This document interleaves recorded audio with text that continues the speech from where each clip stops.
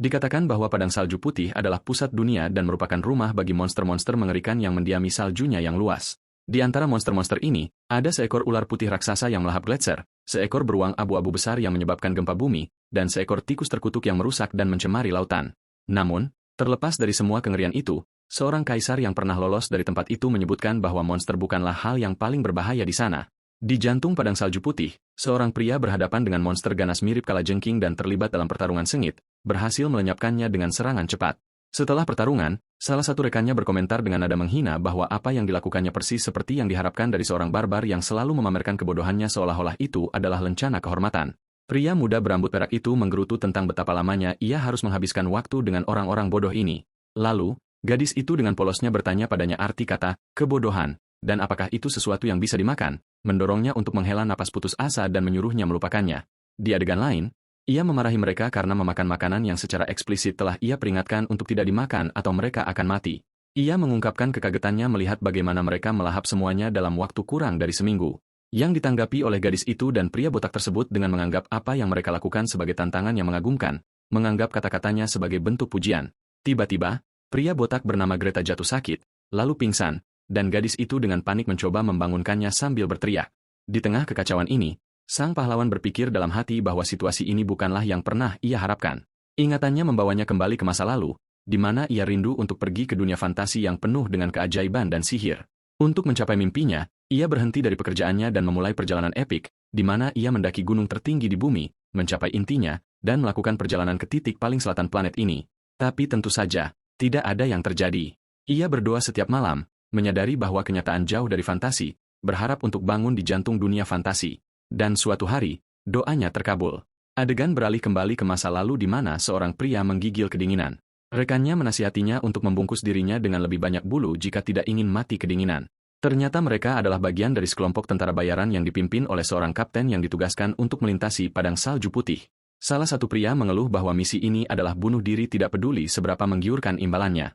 Menggambarkan gagasan untuk melintasi tempat ini adalah kegilaan murni. Kapten memerintahkan mereka untuk diam, mengingatkan bahwa mereka semua telah menyetujui misi ini. Pria itu menjawab bahwa mereka tidak tahu situasinya akan sekeras dan sedingin ini. Di dalam sebuah kereta yang hangat, seorang pelayan tua bertanya kepada seorang nona muda bernama Molina dari keluarga Achasha apakah ia baik-baik saja. Ia menjawab bahwa ia baik-baik saja. Di luar, terdengar suara para penjaga yang mengeluh tentang dingin yang mematikan, mendorong pelayan itu untuk menyebut mereka bajingan kurang ajar. Tetapi Molina membela mereka, memberitahu pelayannya untuk tidak terlalu keras, karena hanya mereka yang setuju untuk menjaga mereka selama perjalanan melintasi padang salju putih. Setelah itu, Molina menyarankan agar mereka membawa para penjaga masuk, karena tampaknya di luar sangat dingin. Pelayan itu menolak permintaannya, mengingatkan Molina bahwa ia tahu betul apa yang menghuni padang salju putih ini. Molina menebak maksudnya adalah monster. Pelayan itu mulai bercerita tentang seorang kaisar yang hidup di masa lalu, yang ingin menguasai seluruh dunia dan berusaha menaklukkan padang salju putih untuk mencapai ambisinya. Kaisar memimpin para pejuang dan prajurit terkuatnya dan memasuki padang salju itu sendiri. Setelah beberapa tahun, kerajaannya runtuh dan dilupakan oleh sejarah, dan kaisar itu kembali sendirian setelah kehilangan semua pejuang dan prajuritnya. Ia tampak puluhan tahun lebih tua dan berbicara seperti orang yang sudah gila, membenarkan keberadaan monster di padang salju. Tetapi ia menambahkan bahwa hal yang paling berbahaya di sana bukanlah monster, melainkan sang barbar. Ia menyamakan tempat itu dengan neraka di mana tidak ada seorang pun yang kembali hidup-hidup. Pelayan itu mencoba mengatakan bahwa itu hanyalah legenda. Tetapi Molina bersikeras bahwa kata-kata kaisar memiliki bobot karena sebagian besar makhluk yang ia gambarkan kemudian ditemukan. Pelayan itu tersenyum dan menambahkan bahwa meskipun begitu, tidak ada yang pernah mengaku telah melihat seorang barbar. Molina mengakui bahwa apa yang dikatakannya benar. Di luar, kapten tentara bayaran itu tiba-tiba memerintahkan semua orang untuk berhenti, menunjukkan bahwa ada sesuatu di cakrawala. Mereka tidak dapat melihat sosok itu dengan jelas di cakrawala yang jauh di tengah salju yang turun. Kapten memberitahu mereka kabar baiknya adalah pendatang baru itu kecil, tetapi kabar buruknya adalah ia menuju lurus ke arah mereka. Semua orang terkejut dan waspada. Saat sosok itu mendekat, mereka menyadari itu adalah seorang manusia. Namun, kejutan sebenarnya datang ketika mereka mengenalinya sebagai seorang barbar, menebarkan ketakutan di hati para tentara bayaran. Sang barbar mendekat dan berbicara kepada mereka, menjelaskan bahwa ia tidak tahan melihat para barbar lainnya dan pergi jalan-jalan. Ia memperkenalkan dirinya sebagai Katal dari suku Achin, menyatakan keterkejutannya atas kehadiran orang asing di padang salju dan menganggapnya sebagai sebuah keberuntungan. Katal menebak mereka adalah sekelompok tentara bayaran yang melindungi kafilah pedagang dan menyarankan agar mereka berbalik, meskipun ia ragu mereka akan melakukannya. Ia kemudian bertanya apakah majikan mereka ada di kereta terdekat. Setelah itu, ia mengejutkan mereka dengan senyuman, mengatakan bahwa ia juga ingin dipekerjakan. Para tentara bayaran tertegun dan bertanya dengan bingung apa maksudnya. Catal menjelaskan tawarannya. Ia akan membantu mereka melintasi padang salju. Para tentara bayaran curiga, bertanya-tanya mengapa seorang barbar legendaris akan meminta pekerjaan jika hanya itu yang ia inginkan. Dan salah satu dari mereka bertanya-tanya apakah ini berarti ia tidak bermusuhan. Catal menanggapi keraguan mereka yang tak terucapkan, mengatakan bahwa jika ia bermusuhan, mereka semua sudah mati sekarang. Salah satu tentara bayaran dengan ragu bertanya kepada kaptennya tentang keputusannya. Di dalam kereta, pelayan dan Molina mendengar percakapan itu. Kapten memberitahu Molina bahwa sang barbar meminta untuk dipekerjakan sebagai tentara bayaran, lalu menanyakan keputusannya. Ketika pelayan itu bertanya kepada kapten tentara bayaran tentang pendapatnya mengenai hasil pertarungan jika terjadi, kapten dengan tegas menentangnya. Mendengar ini, Molina membuat keputusannya dan memberitahu kapten untuk memberitahukan kepada sang barbar bahwa mereka menerima tawarannya. Kapten menegaskan rasa hormatnya atas keputusannya dan pergi untuk memberitahukan sang barbar tentang persetujuan mereka. Catal menyatakan kegembiraannya mendengar kabar baik itu. Tiba-tiba, Catal langsung menuju ke kereta yang membuat kapten terkejut dan ngeri. Catal memberitahunya tidak perlu takut. Mereka hanyalah karyawan dan ia perlu berbicara langsung dengan majikannya. Kapten memperingatkannya bahwa ia tidak akan ragu untuk menanganinya jika ia mencoba sesuatu yang mencurigakan. Catal tetap diam sementara salah satu tentara bayaran dengan cemas bertanya kepada kapten apakah benar membiarkannya bertemu dengan Nona. Tentara bayaran lain bertanya-tanya mengapa mereka tidak mencoba menghentikannya sebagai penjaga, yang ditanggapi oleh rekannya dengan cibiran bahwa gagasan untuk menghentikannya adalah lelucon yang konyol. Di dalam, pelayan itu panik saat Molina bersiap untuk keluar, tetapi ia memintanya untuk tetap tenang. Suara Catal terdengar dari luar, bertanya apakah ia boleh masuk, yang mengejutkan Molina. Setelah menenangkan diri, ia memberinya izin masuk. Di dalam kereta, Catal memberitahu pelayan itu bahwa ia berharap pelayan itu sudah tenang, meyakinkannya bahwa ia tidak berniat menyakiti mereka. Terlintas di benak Molina bahwa sang barbar legendaris berdiri tepat di hadapannya. Ia menyapanya dengan gugup, dan Catal dengan tenang membalas sapaannya. Catal mengomentari kehangatan kereta itu, mencatat bahwa sulit untuk mempertahankan tingkat kehangatan ini di padang salju. Molina menjelaskan bahwa kehangatan itu berasal dari sihir, dan Catal tampak puas seolah-olah ia telah menduga hal itu dari dunia ini. Catal langsung ke intinya, menjelaskan bahwa tempat ini berbahaya dan peluang mereka untuk bertahan hidup dengan tentara bayaran saat ini sangat tipis, jadi ia akan mengambil alih perlindungan mereka. Tetapi ia menambahkan bahwa ia memiliki satu syarat. Jadi Molina bertanya apa yang ia inginkan. Catal mengungkapkan syaratnya, yaitu pengetahuan dari luar padang salju. Tepatnya, informasi yang dimiliki olehnya. Molina menanyakan tentang permintaannya dan Catal meyakinkannya bahwa ia tidak akan kehilangan apapun. Molina menyadari ia tidak punya pilihan lain dan setuju. Catal senang dengan persetujuannya dan menanyakan namanya. Ia memperkenalkan dirinya sebagai Molina dari keluarga Achasha. Ia pun memperkenalkan dirinya sebagai Catal dan menyatakan kegembiraannya bisa bekerja sama dengannya. Narasi beralih ke pikiran batin Catal yang telah lama mendambakan dunia fantasi, hanya untuk suatu hari terbangun sebagai seorang barbar di padang salju tanpa sempat memahami alasannya. Dia ingat bahwa yang ada di sana hanyalah hawa dingin yang menggigit dan monster-monster kuat yang tak ada habisnya, dan bahwa dia memimpin sebuah suku, berjuang untuk bertahan hidup, dan menahan semuanya dalam keputusasaan. Selama bertahun-tahun yang tak terhitung, dia terus-menerus mencoba keluar dari padang salju yang menyedihkan itu. Tetapi sebuah kekuatan tak dikenal yang muncul sebagai sebuah quest yang tidak lengkap mencegahnya pergi, karena dia hanya bisa pergi setelah menyelesaikannya. Dan tepat saat dia hampir menyerah, orang-orang dari dunia luar terkadang muncul. Meskipun dia tidak pernah mengerti mengapa mereka mau datang ke tempat yang begitu mengerikan. Catal menyadari bahwa dunia di luar padang salju yang menyedihkan ini adalah dunia fantasi dan sihir yang selalu dia dambakan. Sejak saat itu, dia mulai bekerja dengan tekun bukan hanya untuk bertahan hidup, tetapi untuk tujuan keluar dari sana. Dia ingat bagaimana dia menghancurkan monster dan menyelesaikan quest yang diberikan kepadanya satu persatu, didorong oleh satu pikiran bahwa suatu hari dia akan keluar. Karena dia tidak bisa meninggalkan tempat ini, informasi yang dia dapatkan dari orang luar sangat berharga baginya. Tetapi sebagian besar manusia yang dia temui sejauh ini panik dan mencoba melawannya atau menjadi gila. Dia merenungkan sudah berapa lama waktu berlalu sejak dia bercakap-cakap dengan orang yang beradab. Merasa bahwa berbicara dengan Molina seperti penyembuh bagi pikirannya setelah dikelilingi oleh kaum barbar yang tidak berpendidikan. Adegan kembali ke masa sekarang di mana Catal menyimpulkan bahwa mereka sedang mengangkut senjata. Molina bertanya dengan terkejut bagaimana dia bisa tahu. Dia menjelaskan bahwa dia bisa mendengar suara senjata tajam dari dalam kereta sehingga hal itu sudah jelas. Lalu bertanya apakah ada perang yang sedang terjadi di luar. Molina membenarkan bahwa kekaisaran dan kerajaan saat ini sedang berperang, yang ditanggapi Catal dengan komentar bahwa dunia luar juga tidak sepenuhnya damai. Molina menambahkan bahwa kekaisaran besar terus menekan dengan jumlah pasukan yang sangat besar, tetapi kerajaan tidak menyerah begitu saja dan para master pedang serta pahlawan sedang melindungi perbatasan. Istilah-istilah ini menarik rasa ingin tahu Katal dan dia bertanya kekuatan seperti apa yang mereka gunakan. Molina bertanya apakah dia tidak tahu tentang mistisisme, dan dia menjawab bahwa dia tidak pernah meninggalkan tempat ini. Molina mengakui bahwa dia juga tidak tahu detail pastinya, tetapi dia mulai menjelaskan. Dia mengklarifikasi bahwa ada kekuatan yang disebut mistisisme di dunia dan hanya sedikit orang yang bisa merasakan atau menggunakannya. Individu-individu ini diberi peringkat kekuatan. Peringkat ketiga mengacu pada mereka yang hanya bisa merasakan kekuatan mistisisme. Peringkat kedua mencakup mereka yang benar-benar dapat menggunakan kekuatan ini, dan peringkat pertama adalah mereka yang dapat memanifestasikan kekuatan dalam bentuk mana atau aura, dengan para ksatria, penyihir, dan pengguna elemen biasanya termasuk dalam peringkat ini. Dia menjelaskan bahwa di atas itu, peringkat menjadi tidak berarti karena pemiliknya adalah makhluk yang melampaui pemahaman manusia. Dia menggambarkan peringkat transenden, orang-orang yang dapat mengendalikan dan dengan bebas menggunakan mistisisme, mampu membelah langit dan bumi, dan master pedang termasuk dalam peringkat ini. Terakhir, ada pahlawan yang digambarkan sebagai makhluk mitos yang melampaui pengendalian mistisisme hingga mampu mempengaruhi dunia itu sendiri.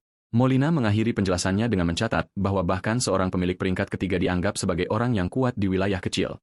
Setelah mendengar semua ini, Katal menyatakan bahwa dia ingin bertemu dengan mereka, membuat Molina bingung. Katal berpikir dalam hati bahwa dia tidak lagi ingat sudah berapa lama dia terperangkap di sini dan dia hanya berusaha mati-matian untuk bertahan hidup. Yang dia tahu hanyalah dia berada di padang salju di tengah dunia fantasi dan dia tidak bisa melarikan diri darinya. Dia sangat ingin keluar dari padang salju ini. Dia mengoreksi dirinya sendiri dengan tegas, mengatakan bahwa dia harus keluar. Molina melanjutkan pembicaraannya, bertanya pada Katal apakah dia adalah orang barbar dari legenda. Dia menjawab bahwa bisa dibilang begitu dan dia menyimpulkan dari ekspresi Molina bahwa wanita itu mengetahui keberadaannya. Molina membenarkan ada legenda tentang dirinya, yang mengejutkan Katal. Katal tertawa saat menyadari bahwa orang gila yang pernah ditemuinya dulu pastilah kaisar dari legenda itu. Dia kemudian meyakinkan Molina bahwa legendanya kemungkinan besar benar karena orang seperti itu memang pernah datang ke sini sejak lama. Katal mengubah topik pembicaraan, bertanya-tanya mengapa mereka mengangkut senjata dalam jumlah besar melalui padang salju yang sangat berbahaya ini. Ketika Katal menanyakan alasan perjalanannya, Molina menjawab bahwa mereka membutuhkan banyak uang. Dia menjelaskan bahwa keluarganya, yang telah berdagang secara turun-temurun, telah menumpuk utang besar karena siasat para pesaing yang iri, dan perjalanan ini adalah untuk mencegah keruntuhan keluarga mereka. Katal dengan cerdik menyimpulkan bahwa rencananya untuk melunasi utang adalah dengan menjual senjata ke kerajaan, yang sedang berperang dengan kekaisaran, yang membuat Molina terkejut dengan kemampuannya untuk mengetahui hal itu. Katal menjelaskan alasannya, mengatakan bahwa Molina sebelumnya menyebutkan bahwa kekaisaran menyerang dengan jumlah besar, yang berarti mereka tidak kekurangan senjata, dan oleh karena itu, kerajaankah yang membutuhkannya. Dan ketika pasokan rendah dan permintaan tinggi, harga akan naik. Dia menyimpulkan bahwa meskipun dia tidak tahu nilai barang di luar sana, keuntungannya pasti sepadan dengan risiko melintasi padang salju. Dia juga menyimpulkan bahwa karena mereka mengambil rute berbahaya ini, pasti tidak ada cara lain untuk mencapai kerajaan, yang menunjukkan bahwa perbatasan wilayah mereka bersentuhan dengan kekaisaran. Molina membenarkan bahwa kesimpulannya benar. Molina tertegun oleh kecerdasan Katal, berpikir bahwa ini tidak mungkin karena dia pernah mendengar bahwa orang barbar legendaris itu adalah orang biadab yang bodoh, dan dia bertanya-tanya tentang identitas asli Katal. Tiba-tiba kereta berguncang hebat dan pelayan berteriak kaget. Katal dengan tenang mengumumkan bahwa mereka kedatangan tamu tak diundang. Di luar, monster cacat yang sangat besar muncul di hadapan para tentara bayaran dan mereka mengenalinya sebagai Slime Hitam. Katal bertanya apakah itu namanya, dan Molina membenarkannya, menambahkan bahwa itu adalah monster yang tercatat dalam arsip. Dia menambahkan bahwa banyak petualang kuat telah menantang padang salju selama bertahun-tahun, dan meskipun hanya sedikit yang kembali hidup-hidup, mereka meninggalkan catatan tentang makhluk yang mereka temui, dan Slime Hitam muncul di sebagian besar catatan ini. Dia kemudian bertanya pada Katal apakah dia juga mengenalnya. Katal dengan santai menjawab bahwa tentu saja dia mengenalnya. Mereka adalah benda-benda kenyal yang lumayan untuk camilan, menggambarkannya sebagai makanan yang layak. Molina ngeri dan bertanya dengan tak percaya apakah Katal memakannya. Katal bertanya apakah Molina mau mencobanya dan menyarankan agar mereka berburu beberapa, tetapi Molina menolak dengan panik. Slime Hitam bersiap untuk menyerang dan semua orang memandang Katal untuk meminta bantuan, tetapi Katal mengklarifikasi bahwa dia memiliki perjanjian dengan mereka untuk melindungi nyawa mereka dan oleh karena itu dia hanya akan turun tangan jika ada bahaya nyata. Dia memberitahu mereka bahwa mereka bisa menangani makhluk ini sendiri dan yang lebih penting, dia perlu menilai tingkat kekuatan dunia luar untuk dirinya sendiri. Monster itu menyerang para tentara bayaran dan kapten memerintahkan anak buahnya untuk mengangkat perisai. Para tentara bayaran berjuang melawan serangan kuat monster itu. Salah satu dari mereka melompat dan mencoba menghabisi monster itu, tetapi dia terlempar seperti serangga, membuatnya mengutuk kekuatan monster itu. Sang kapten teringat informasi penting dan meneriakkan pola serangan, menjelaskan bahwa Slime Hitam hanya bisa bergerak dalam garis lurus, dan memerintahkan anak buahnya untuk menyebar dan mengoordinasikan serangan mereka. Anak buahnya segera menanggapi perintah itu, mengonfirmasi pemahaman mereka tentang rencana baru tersebut. Para tentara bayaran melaksanakan rencana kapten dengan tepat, menghindari serangan Slime hitam dan mendaratkan pukulan mereka secara bersamaan. Monster itu berteriak kesakitan di bawah beban serangan terkoordinasi mereka. Saat mereka terus menusuk tanpa henti, kapten mendesak mereka untuk terus menyerang tanpa henti. Ketika kapten menyadari bahwa serangan normal tidak berguna, dia memerintahkan anak buahnya untuk menargetkan nukleus yang tersembunyi di suatu tempat di dalam monster itu. Sang kapten sendiri memberikan pukulan kuat dengan pedangnya yang bersinar ke bawah, membelah tubuh Slime itu. Nukleus merah monster itu hancur dan tubuhnya mulai meleleh.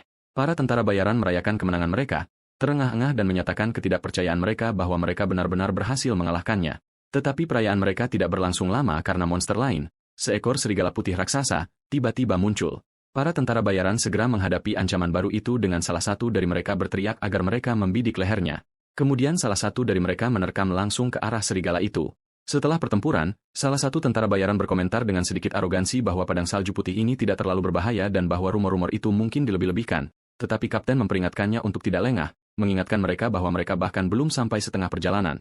Percakapan beralih ke Catal dengan seorang tentara bayaran bertanya-tanya apakah sang barbar benar-benar kuat, menunjukkan bahwa dia hanyalah bagian dari legenda kaisar dan belum pernah bertarung.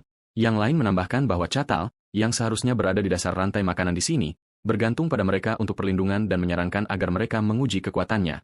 Di dalam kereta, keheningan menyelimuti Molina dan Catal. Seorang tentara bayaran mendekati kereta dan meminta untuk berbicara dengan Molina. Dia mengingatkannya bahwa mereka adalah tentara bayaran yang mempertaruhkan nyawa mereka untuk menjalankan misi ini di bawah kontrak mereka dengannya. Molina mengungkapkan rasa terima kasihnya yang mendalam karena mereka menerima misi berbahaya ini yang ditinggalkan oleh semua orang hanya dengan mendengar detailnya, dan bahwa tanpa mereka, dia bahkan tidak akan bisa mencoba. Namun, tentara bayaran itu mengklarifikasi bahwa ada satu hal yang mengganggunya. Sang barbar belum pernah bertarung sekalipun. Mereka memberitahunya bahwa mereka ingin memastikan apakah sang barbar benar-benar pantas mendapatkan perlakuan istimewa yang diterimanya. Sang kapten mengklaim bahwa ia mencoba menghentikan mereka, tetapi mereka tidak mendengarkan. Catal, yang sedang mendengarkan, menyela, mengatakan bahwa ia tidak keberatan menguji kekuatannya, tetapi tidak sekarang. Dia menjelaskan bahwa mereka memiliki pengunjung lain yang datang sebelum mereka. Sebuah suara baru yang menyeramkan bergema, mengungkapkan kegembiraannya atas kedatangan manusia lemah dan menggambarkan mereka sebagai hidangan lezat. Semua orang terkejut dengan kemunculan ancaman baru ini. Seekor ular putih raksasa yang menakutkan muncul, menyuruh mereka untuk berteriak dan menderita sesuka hati, karena itu akan menambah cita rasa pada makanannya.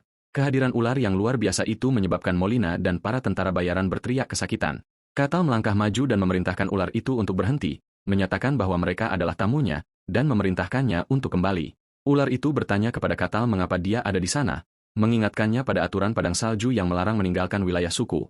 Catal menjawab bahwa itu bukan urusannya, yang membuat ular itu marah dan menyuruhnya untuk tidak konyol. Ular itu mengumumkan identitasnya sebagai seekor ular, bertanya-tanya bagaimana seorang barbar berani memberinya perintah, padahal ia adalah makhluk yang dijanjikan keabadian. Catal dengan sinis menjawab bahwa kalau begitu ia perlu didisiplinkan dan menerjangnya dengan serangan sengit. Bentrokan itu menghasilkan ledakan energi yang dahsyat, menciptakan gelombang kejut yang kuat. Molina berteriak karena intensitas ledakan dan dampaknya. Catal berdiri di atas ular yang telah dikalahkan, mengatakan bahwa ular itu adalah tipe yang hanya mau mendengarkan setelah dihajar habis-habisan. Molina menyaksikan pemandangan itu dengan takjub, dan Catal meyakinkannya bahwa dia akan menyelesaikannya dengan cepat. Catal melepaskan serangan pamungkas yang menghancurkan, memusnahkan ular itu dalam sekejap cahaya yang cemerlang. Setelah kejadian itu, para tentara bayaran yang meragukan kekuatan Catal memohon pengampunan. Catal menjawab bahwa tidak apa-apa karena ia mengerti tidak mudah untuk mempercayai orang asing. Catal memberitahu Molina bahwa ia punya pertanyaan. Ia mencatat bahwa dari pakaian dan cara bicaranya, Molina tidak terlihat seperti perwakilan biasa dari keluarganya dan bertanya mengapa dia secara pribadi melakukan perjalanan berbahaya ini. Setelah ragu-ragu, Molina mengungkapkan bahwa dia adalah putri pertama Felicia, seorang selir atau istri kedua dari Tuan Kasakasha. Dia menjelaskan bahwa ibunya, yang datang untuk pernikahan politik, telah digunakan dan ditinggalkan, seorang ibu yang malang tanpa kekuatan nyata. Molina mengaku bahwa dia dan ibunya hanya dianggap sebagai keluarga sebatas nama. Namun pada kenyataannya, mereka diperlakukan seperti pelayan. Lalu ia menyesal telah mengungkapkan begitu banyak.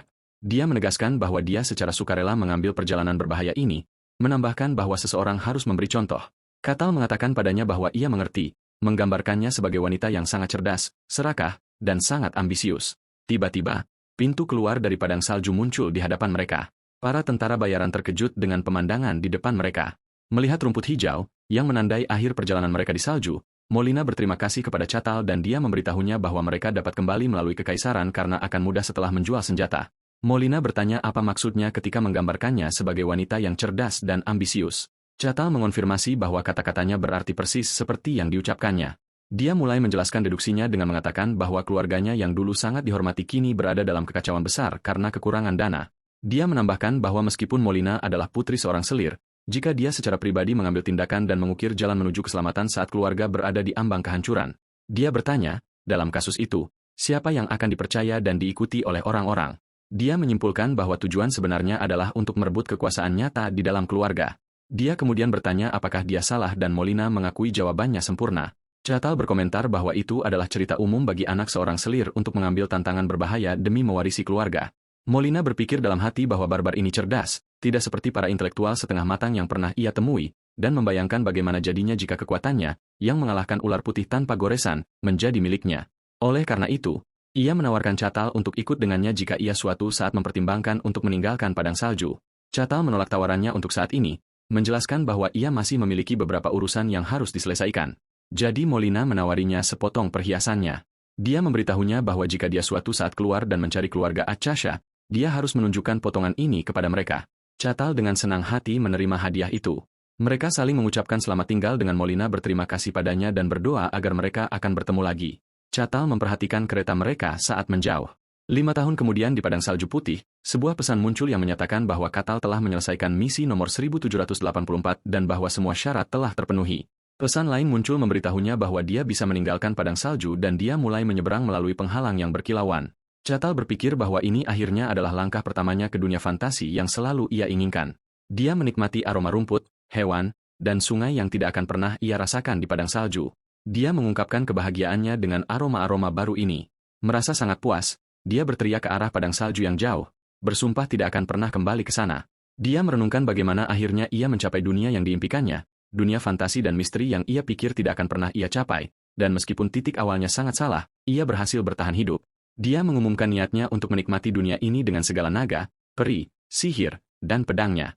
Ia percaya bahwa hasratnya yang kuat untuk mencapai dunia fantasi inilah yang membuatnya tetap hidup di neraka itu. Kemudian dia merasakan adanya kerumunan makhluk di dekatnya. Dia mengasumsikan kerumunan ini adalah sebuah desa dan merasa bersemangat untuk akhirnya melihat kota yang beradab.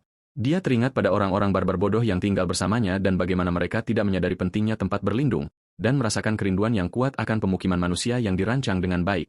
Saat dia bertanya-tanya bagaimana cara memperkenalkan diri dengan sopan, dia mendengar sebuah suara. Suara itu mengumumkan kepada warga desa peri yang terkasih bahwa tempat ini akan menjadi rumah baru mereka. Dia menyaksikan sekelompok peri menurunkan barang-barang mereka dan merayakan rumah baru mereka. Seorang peri muda dengan cemas bertanya pada seorang tetua apakah tempat itu benar-benar aman, dan tetua itu meyakinkannya bahwa tempat itu aman. Tetapi pemuda itu masih khawatir meskipun daerah itu terpencil dan tidak dapat diakses oleh manusia. Dia menyatakan keprihatinannya tentang kedekatan padang salju dan tetua itu mengerti bahwa dia takut akan kemunculan monster. Tetua itu meyakinkannya dengan mengatakan bahwa tidak ada yang keluar dari padang salju selama ribuan tahun dan bahwa mereka juga telah memasang penghalang sebagai tindakan pencegahan. Dia menjelaskan bahwa mereka telah menempatkan penghalang sihir penyembunyi berdasarkan sihir kuno bangsa peri yang membuat tempat itu terlihat seperti hutan biasa dan selama penghalang itu tetap ada, tidak ada orang luar yang bisa mencapai mereka.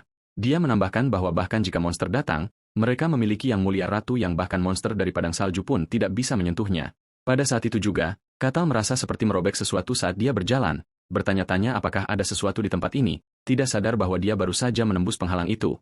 Saat Catal berjalan melewati hutan, dia bertanya-tanya seberapa jauh lagi yang harus dia tempuh. Tiba-tiba, ia bertemu dengan seorang gadis peri kecil yang tersesat. Dia sangat gembira melihat peri sungguhan, salah satu ras fantasi yang selalu ia bayangkan, dan merasa bahwa usahanya untuk bertahan hidup selama ini tidak sia-sia.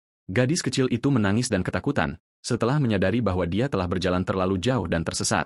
Catal mendekatinya dan menyapa. "Halo," tetapi gadis itu panik melihat penampilannya dan pingsan. Jadi, Catal menangkapnya. Dia bingung apa yang harus dilakukan setelah gadis itu pingsan sebelum mereka bisa berbicara dan memutuskan untuk membawanya kembali ke desanya. Dia ingat bahwa para peri dalam legenda adalah ras yang damai dan baik hati dan berharap jika dia mengembalikan anak itu, mereka akan menyambutnya dengan ramah dan ia akan merasakan keramahan mereka.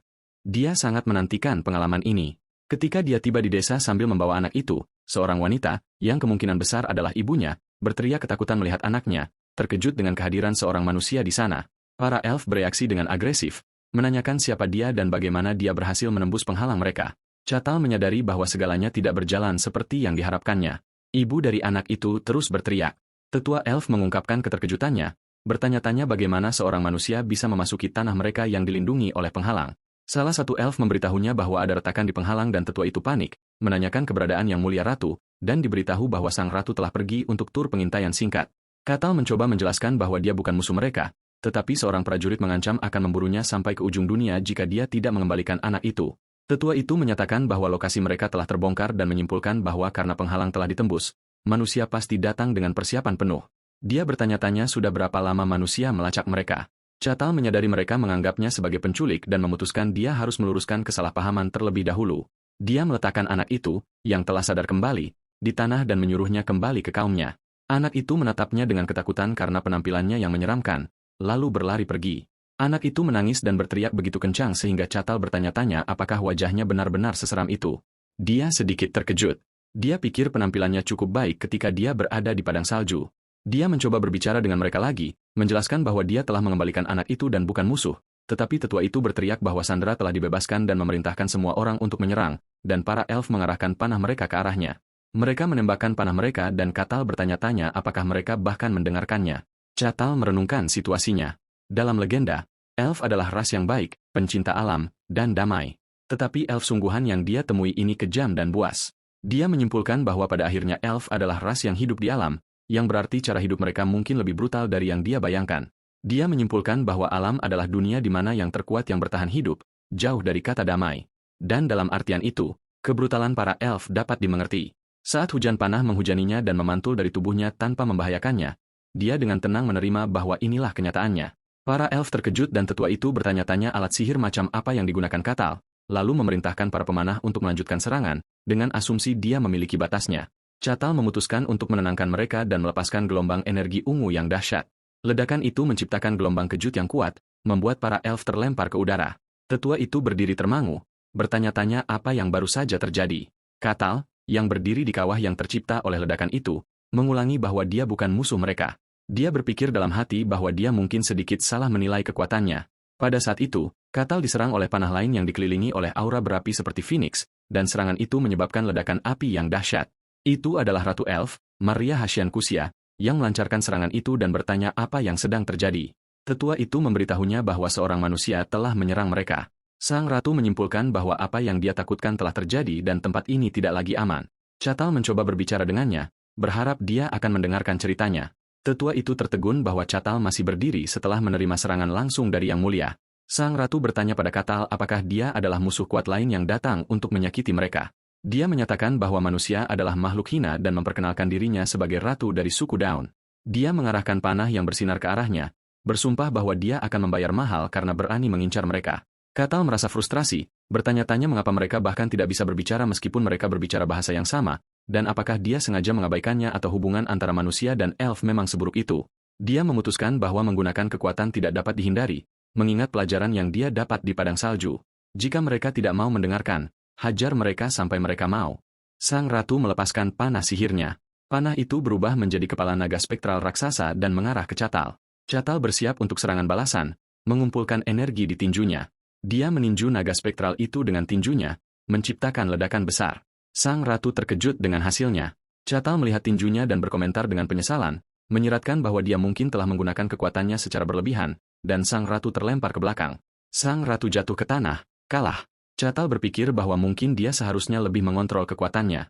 Sang ratu menyadari dari bentrokan singkat ini bahwa lawannya kuat, setidaknya pada tingkat transenden, dan bertanya-tanya mengapa seseorang sekuat itu ada di sini. Ratu Elf mengakui kekuatan Catal dan memerintahkan rakyatnya untuk segera meninggalkan area itu demi keselamatan mereka. Para elf mundur atas perintahnya. Sang ratu memberitahu Catal bahwa dia mengakui kekuatannya tetapi meyakinkannya bahwa dia tidak akan pernah mencapai tujuannya. Catal berpikir dalam hati bahwa situasinya telah berubah menjadi bencana total padahal yang dia inginkan hanyalah berbicara dengan mereka. Sang ratu mulai mengucapkan mantra yang kuat, memanggil makhluk bertanduk yang membawa api paling murni. Dia memanggil roh agung dalam wujud banteng api bernama Fgego. Kegembiraan memenuhi Catal, yang berpikir bahwa makhluk-makhluk di padang salju itu menakutkan dan aneh, tetapi ini adalah pemanggilan yang sesungguhnya. Dia ingat bahwa meskipun beberapa makhluk di padang salju memiliki penampilan seperti fantasi, sebagian besar berwujud mengerikan. Tetapi makhluk di hadapannya ini, seekor banteng dengan tanduk menyala, benar-benar berbeda. Dia berpikir dengan gembira bahwa ini adalah roh sejati, dan inilah fantasi yang sesungguhnya.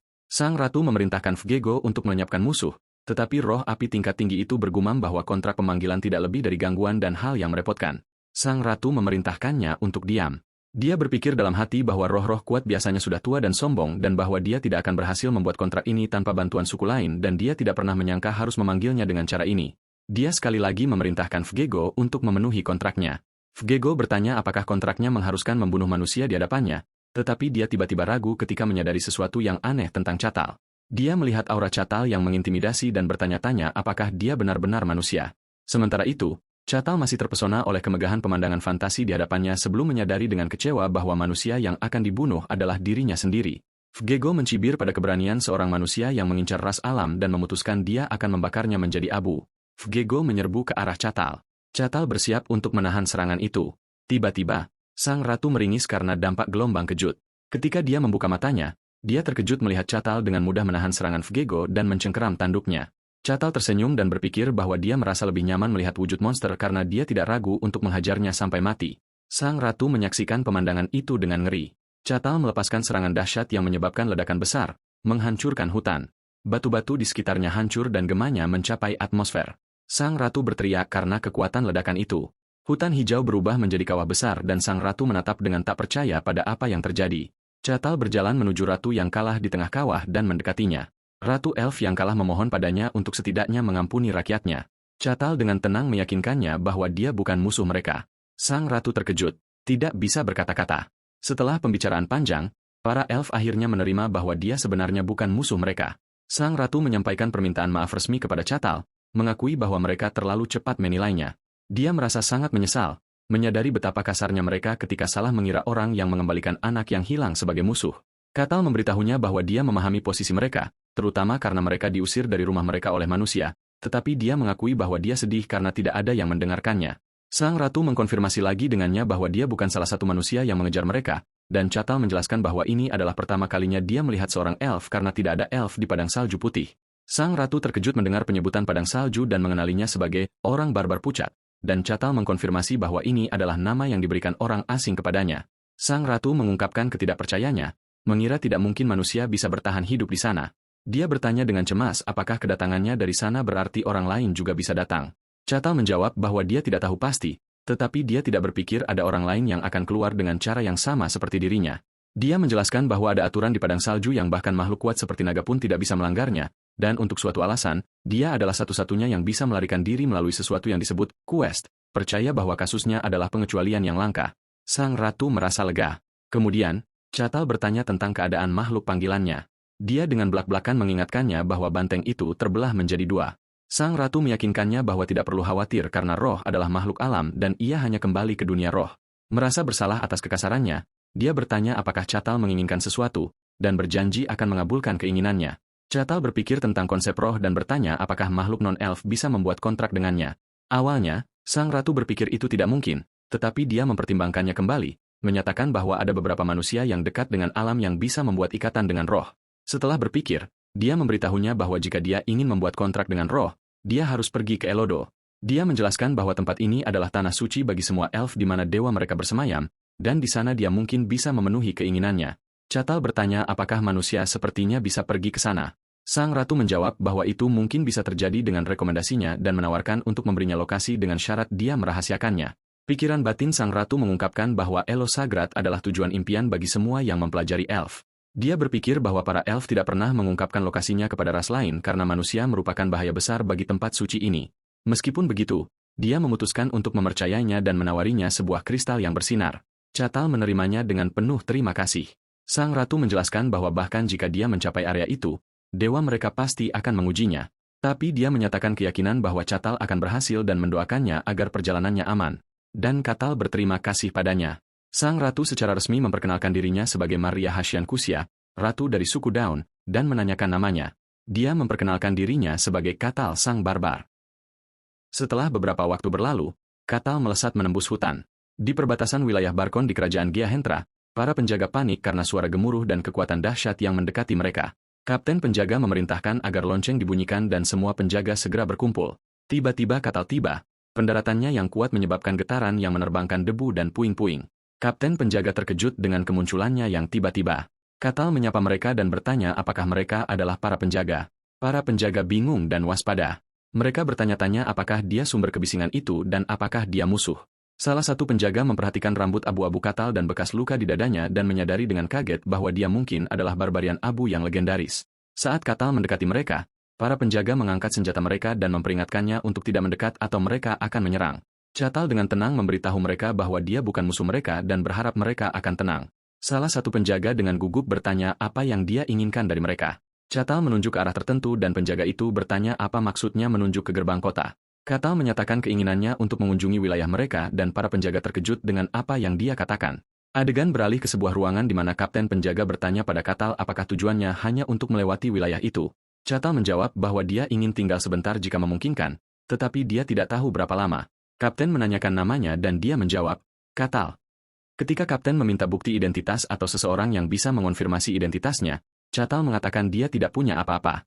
Katal teringat pada lambang yang diberikan Molina, mengingat kata-katanya untuk menunjukkannya kepada keluarga Achasha jika dia berhasil keluar dari padang salju. Dia menunjukkan lambang itu dan bertanya apakah ini cukup. Katal menjelaskan bahwa itu adalah lambang keluarga Achasha dan dia menerimanya dari keturunan garis keluarga itu. Kapten mengenali nama itu sebagai keluarga pedagang dari kerajaan Dinian. Kapten teringat pernah mendengar tentang keluarga pedagang yang datang ke padang salju beberapa tahun yang lalu dan mencatat bahwa pengaruh keluarga Achasha telah berkembang pesat baru-baru ini setelah pergantian kepala keluarga. Katal bertanya lagi apakah lambang itu cukup untuk mengonfirmasi identitasnya. Kapten mengatakan itu tidak terlihat palsu, tetapi sulit untuk dikonfirmasi karena bukan dari kerajaan mereka. Kapten memutuskan bahwa meskipun lambang itu bukan konfirmasi lengkap, itu cukup berguna. Dia mengizinkan Katal masuk, tetapi dengan satu syarat. Dia menjelaskan bahwa syaratnya adalah untuk memastikan bahwa dia bukan orang yang berbahaya. Kapten menjelaskan bahwa ada 3 orang lain dengan identitas yang belum terkonfirmasi yang juga mencoba memasuki wilayah itu. Syaratnya adalah Katal harus membentuk tim dengan mereka dan mereka harus menyelesaikan sebuah dungeon di dekat sana untuk membuktikan bahwa mereka tidak menimbulkan ancaman. Katal merasa syarat ini lebih mudah dari yang dia duga. Katal menyetujui syarat kapten, tetapi kapten menambahkan satu syarat lagi. Syarat kedua adalah setelah menyelesaikan dungeon, Katal harus melaporkan semua informasi tentang operasi itu kepada mereka. Katal mengerti rencana cerdik kapten untuk membuat orang-orang dengan identitas tak dikenal saling mengawasi, dan melalui laporan mereka, dia akan dapat mengungkap siapapun yang mencurigakan di antara mereka. Kapten dengan gugup mengubah topik pembicaraan dan bertanya pada Katal apakah dia benar-benar seorang barbar. Katal mengonfirmasi bahwa dia memang seorang barbar. Kapten menyatakan keterkejutannya, mengakui bahwa dia belum pernah melihat seorang barbar sepertinya dan mengira mereka hanyalah ras yang bodoh, lalu mengakhiri percakapan dan menyuruhnya berangkat. Adegan beralih ke ruang tunggu di mana seorang pria bernama Aleandro Tyrannus, yang mengaku sebagai ksatria suci, mengeluh karena harus memasuki dungeon dengan seorang bajingan yang suka memanfaatkan orang. Seorang pencuri bernama Chasan Hok membalas dengan sinis, bertanya apakah orang tua itu melampiaskan amarahnya padanya karena pencuri lain menipunya hingga kehilangan semua uangnya. Aleandro menjadi marah dan bertanya beraninya seorang pencuri menghina seorang ksatria suci. Chasan mengejeknya, mempertanyakan apakah ksatria suci sungguhan memakai armor usang dan mengatakan jika dia benar-benar seorang ksatria, dia tidak akan berada di sini. Dia menyimpulkan bahwa Aleandro hanyalah seorang prajurit pengembara dan mereka berdua adalah jenis serangga yang sama. Aleandro meledak marah dan mengancam akan berkelahi. Chasan mencemoohnya, bertanya apakah dia pikir armornya yang lusuh akan melindunginya. Anggota tim ketiga, seorang pendeta wanita, menengahi dan meminta mereka untuk berhenti. Pendeta wanita Kucia itu menyatakan keprihatinannya karena harus menyelesaikan dungeon dengan orang-orang seperti ini. Kapten penjaga masuk dan memberitahu mereka bahwa jumlah minimum untuk memasuki dungeon adalah 4 orang dan seseorang akan bergabung dengan mereka. Pendeta wanita itu berharap orang terakhir adalah orang normal dan kapten menyuruhnya untuk menilainya sendiri karena orang itu baru saja tiba. Katal memasuki ruangan dan anggota tim yang ada terkejut dengan kehadirannya. Katal dengan riang bertanya apakah mereka adalah anggota timnya. Para anggota tim bereaksi dengan kaget. Aleandro memperhatikan ukurannya yang besar. Pendeta wanita bertanya-tanya apakah dia manusia dan Chasan merasakan tekanan luar biasa yang berasal darinya. Katal berkata halo. Kapten penjaga memberitahu mereka bisa saling memperkenalkan diri sementara dia keluar sebentar. Katal memulai dengan memperkenalkan dirinya, mengatakan dia adalah Katal, seorang barbar. Dia kemudian bertanya nama si pencuri, yang dengan ragu memperkenalkan dirinya sebagai Kasanha. Dia beralih ke ksatria suci yang memperkenalkan dirinya sebagai Aleandro Tyrannus dan Katal bertanya apakah dia menggunakan kekuatan suci. Aleandro dengan gugup menjelaskan bahwa dia adalah ksatria suci yang agak istimewa dan tidak bisa menggunakannya. Pendeta wanita memperkenalkan dirinya sebagai pendeta dari Kucia, dewa kebohongan dan tipu muslihat. Katal bertanya mengapa identitasnya tidak terkonfirmasi karena dia seorang pendeta. Dia menjelaskan bahwa dewa yang dia layani tidak terlalu dihormati. Setelah perkenalan selesai, kapten penjaga mengumumkan bahwa jika mereka sudah siap, mereka harus berangkat. Keheningan dan ketegangan memenuhi udara saat tim berjalan. Penjaga yang menyertai mengumumkan kedatangan mereka. Penjaga itu menunjuk ke pintu masuk dungeon. Dia menjelaskan bahwa itu adalah Dungeon 3 lantai dan monster yang muncul di dalamnya adalah mayat hidup. Tujuannya adalah untuk menyelesaikannya dan menemukan sebuah lambang di dalamnya. Catal meminta Kasan untuk menjelaskan rencana sebelum mereka mulai. Dia mulai menjelaskan dan ketika dia memanggil Katal dengan sebutan Tuan, Katal dengan riang menyuruhnya untuk menghilangkan formalitas karena mereka adalah kawan. Kasan membagi peran dengan mengatakan Kital dan prajurit Alejandro akan membentuk garis depan sementara dia akan memeriksa perangkap. Dia menambahkan bahwa pendeta wanita akan mendukung pertempuran dari belakang dengan kekuatan sucinya. Catal menyetujui rencana itu, yang membuat Kasan bingung. Katal kemudian dengan antusias mengumumkan bahwa mereka akan berangkat. Tim memasuki Dungeon yang gelap dengan Katal memimpin jalan. Di dalam, Kasan merasakan kegelapan pekat dan tidak adanya jebakan atau kunci seperti biasa, yang menurutnya sangat mencurigakan. Tiba-tiba, Kasan menghentikan kelompok itu, menunjukkan bahwa ada monster. Meskipun Katal tidak melihat apa-apa, Kasan menunjuk ke pecahan tulang yang berserakan di tanah, menjelaskan bahwa itu adalah kerangka yang akan bangkit dan menyerang mereka jika mereka mendekat. Kasan menyadari dalam hati bahwa kapten penjaga tahu tentang ini dan bahwa penjara bawah tanah ini bukan hanya ujian, tetapi cara untuk menyingkirkan orang luar yang merepotkan. Catal memikirkan kata kerangka. Alejandro menjelaskan bahwa kerangka adalah monster kuat yang terus bergerak bahkan jika mereka terluka atau anggota tubuh mereka terpotong. Dia menambahkan bahwa pertahanan mereka tinggi karena terbuat dari tulang, membuat kesulitan penjara bawah tanah ini lebih tinggi dari yang diperkirakan. Kasan kembali memimpin, memberitahu pendeta wanita untuk mempersiapkan kekuatan sucinya, Alejandro untuk menyiapkan perisainya, dan Catal untuk bersiap-siap juga. Dia menjelaskan bahwa perannya adalah untuk memanfaatkan peluang selama pertarungan, dan menasihati mereka untuk menargetkan titik lemah kerangka, yaitu leher, dan memukulnya berkali-kali karena ketangguhannya. Catal berpikir bahwa Kasan adalah pemimpin yang baik. Begitu mereka maju, seekor kerangka bangkit dari tanah. Para anggota tim bersiap untuk bertempur, tetapi Catal hanya mengangkat tangannya. Dengan satu pukulan mudah, dia menghancurkan tengkorak kerangka itu. Dia kemudian meniup debu ajaib dari tangannya. Anggota tim lainnya benar-benar terpana.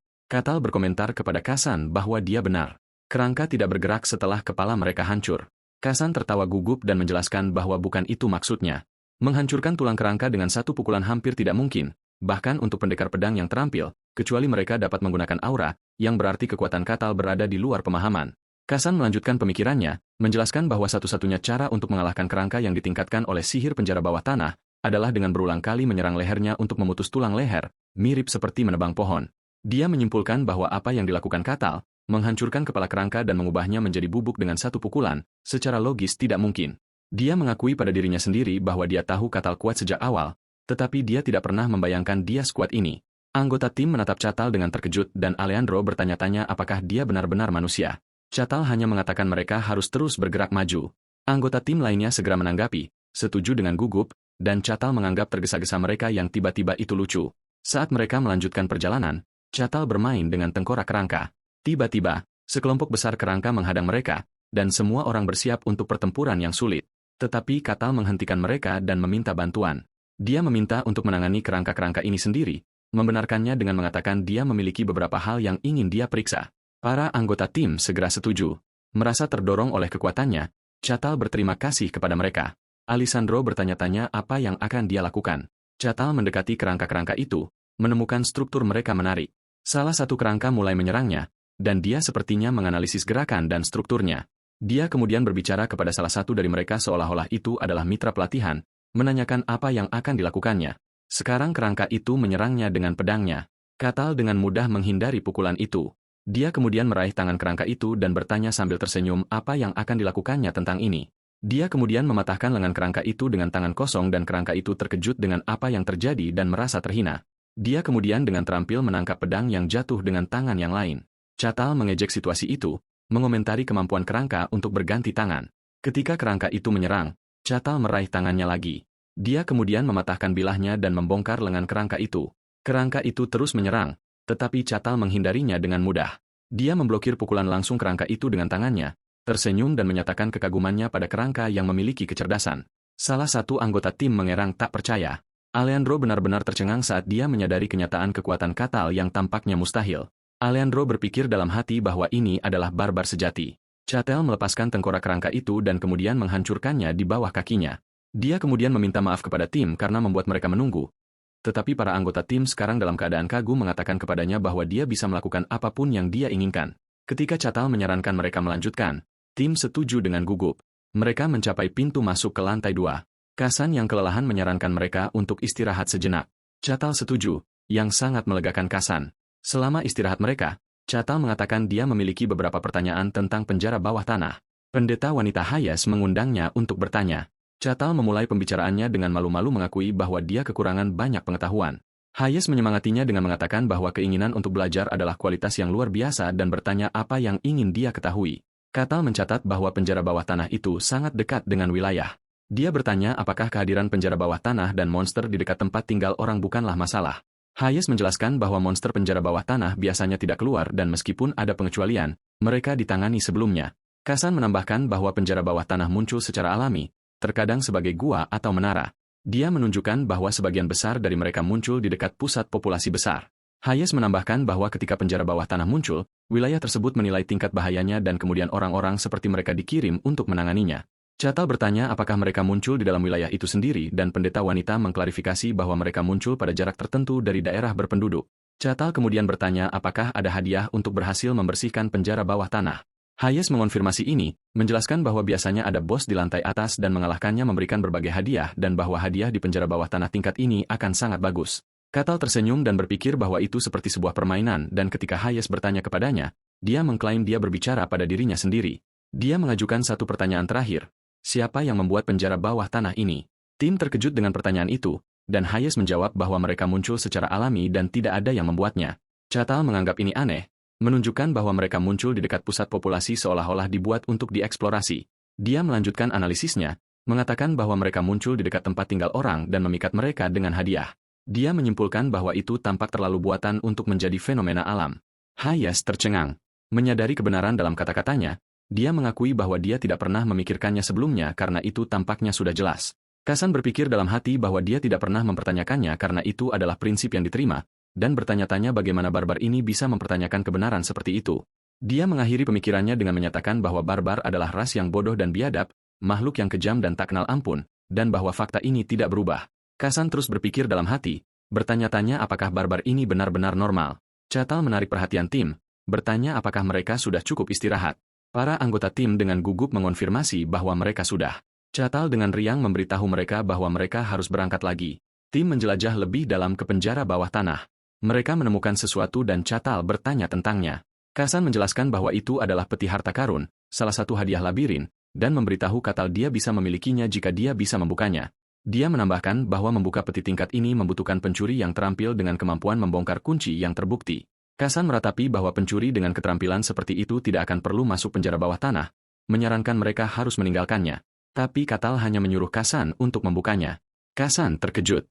Catal menunjukkan bahwa ini adalah peti harta karun dan Kasan adalah pencuri. Catal dengan antusias menjelaskan bahwa membuka peti harta karun adalah esensi pekerjaan pencuri dan bahwa dia bersemangat untuk melihat keterampilan pencuri itu sendiri. Kasan berpikir bahwa Catal tidak salah. Tetapi ada masalah. Jika dia bisa melakukannya, dia tidak akan berada di sini sejak awal. Perjuangan internalnya mengungkapkan kurangnya kepercayaan dirinya. Dia hanya pencuri kecil, bahkan tidak diakui oleh serikat pencuri, dan dia sebenarnya tidak memiliki keterampilan membongkar kunci. Dia tidak bisa mengatakan yang sebenarnya kepada Catal, takut antisipasi di matanya akan berubah menjadi kekecewaan. Catal ikut campur ketika dia melihat keraguannya, bertanya apakah dia tidak mampu bahkan melakukan ini, menyebutnya tidak berguna. Didorong oleh ketakutan, Kasan setuju untuk mencoba. Saat dia bekerja, dia merasakan tatapan tajam Catal dari belakangnya. Berpikir dalam teror bahwa dia tidak akan selamat jika dia gagal, dia putus asa mencoba mengingat keterampilan yang dia lihat digunakan oleh pencuri lain ketika dia bekerja sebagai porternya. Dia mempertaruhkan hidupnya dan fokus dengan sekuat tenaga. Catal menatapnya bingung oleh upaya yang intens ini. Dengan sebuah klik, Kasan berhasil mengumumkan dengan air mata di matanya bahwa peti itu terbuka. Hayes mengungkapkan kekaguman tulusnya, mengatakan itu luar biasa dan dia tidak pernah menyangka akan melihat seorang pencuri yang terampil membuka peti harta karun sendiri. Catal mengucapkan selamat atas karyanya yang mengesankan. Kasan mengalami krisis eksistensial. Dia selalu bangga melakukan yang terbaik untuk bertahan hidup. Tetapi pada saat ini, dia mempertanyakan keyakinan ini untuk pertama kalinya dalam hidupnya, bertanya-tanya apakah dia benar-benar telah melakukan yang terbaik selama ini. Dan dengan itu, Kasan kehilangan harga dirinya. Catal bertanya tentang nilai harta karun itu dan Kasan memperkirakan itu cukup untuk keluarga rata-rata untuk hidup nyaman selama sekitar 1 bulan. Catal meminta Kasan untuk mengatur hadiahnya. Saat Kasan mulai memilah harta karun, dia tiba-tiba berteriak ketakutan. Tim itu dengan hati-hati maju dan melanjutkan perjalanan mereka.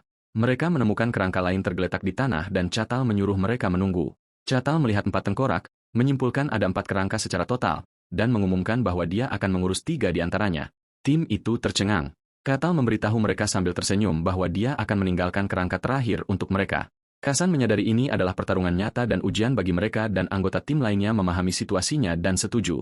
Kerangka-kerangka itu mulai menyusun diri dari tumpukan tulang, pemandangan yang menurut Kasan mengerikan. Keempat kerangka itu bangkit untuk menghadapi mereka. Kasan memerintahkan semua orang untuk menyerang dan pendeta wanita Hez mulai melantunkan doanya.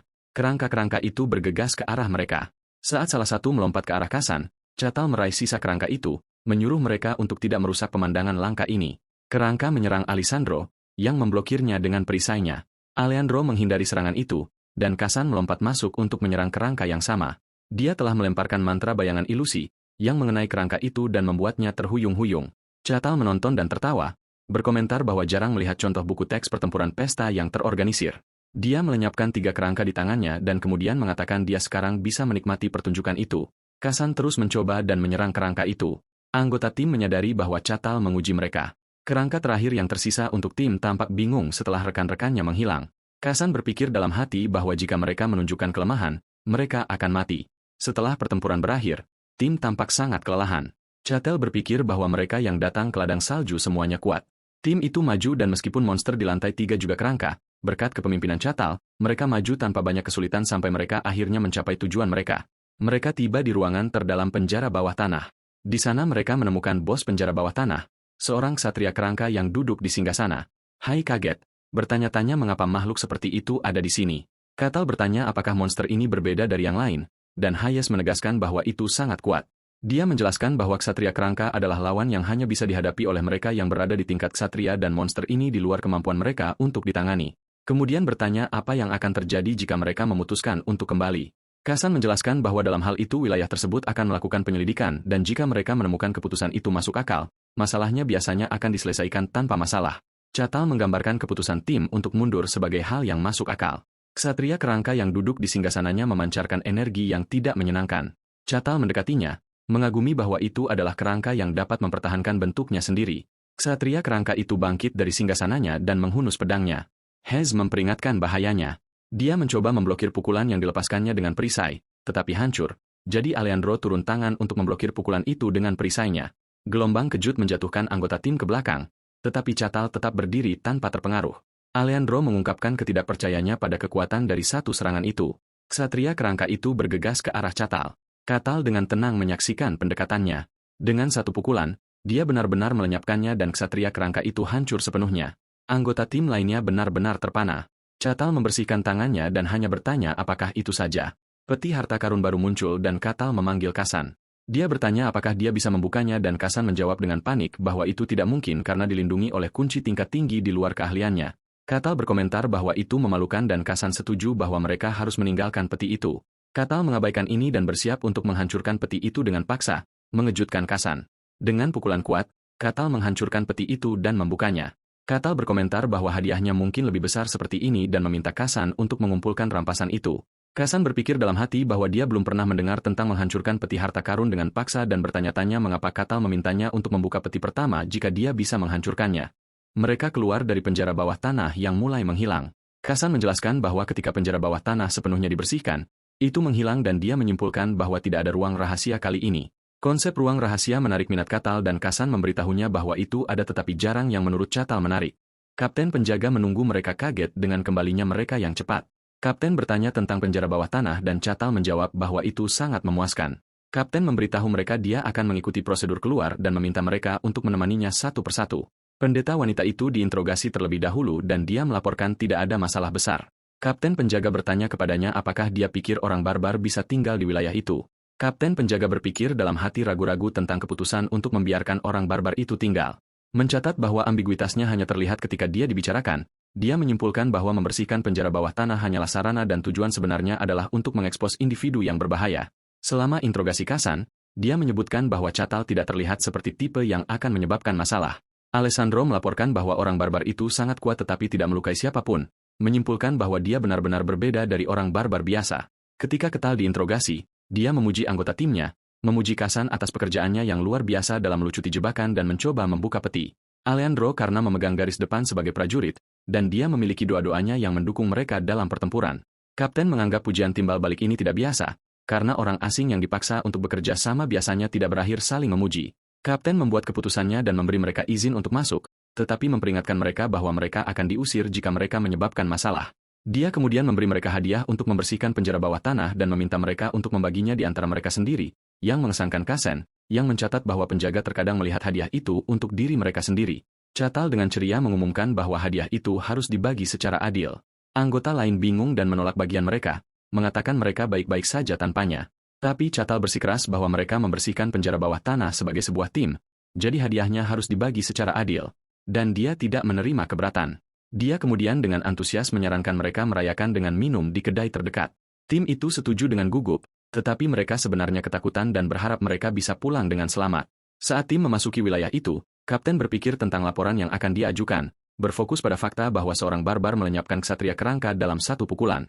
Dia menyimpulkan bahwa Catal bukanlah orang barbar biasa, tetapi sangat kuat, setidaknya di tingkat ksatria, dan bahwa dia adalah makhluk anomali dan legendaris. Kapten memerintahkan salah satu bawahannya untuk menjaga gerbang saat dia pergi untuk melapor kepada Tuan. Kapten memasuki ruang singgasana untuk menyampaikan laporannya. Tuan dari wilayah Barkin, Luke Barkin, bertanya kepadanya tentang masalah itu.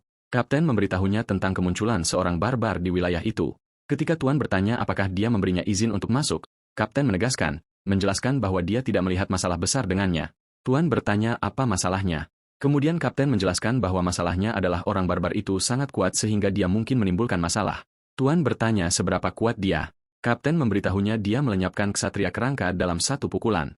Tuan mengulangi informasi ini, mencatat bahwa mengalahkan monster seperti itu membutuhkan setidaknya kekuatan seorang ksatria.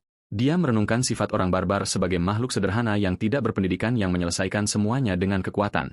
Dia menyimpulkan bahwa Catal setidaknya peringkat pertama dan Kapten menegaskan ini adalah skenario yang paling mungkin tanpa mengesampingkan kemungkinan dia menjadi lebih kuat. Tuan mempertimbangkan bahwa kehadiran seorang prajurit skuad ini, seorang barbar yang percaya bahwa kekuatan adalah benar, akan menyebabkan sakit kepala. Dia memerintahkannya untuk dipanggil. Dia menjelaskan bahwa kehadiran seseorang yang begitu kuat berkeliaran di wilayah tersebut adalah risiko tersendiri dan dia lebih suka melihatnya sendiri meskipun ada potensi bahaya. Ketika Kapten mengungkapkan kekhawatiran akan keselamatan Tuan, yang terakhir meyakinkannya bahwa dia memiliki ksatrianya sendiri. Seorang ksatria lapis baja besar muncul di belakang singgasana, mengejutkan sang Kapten.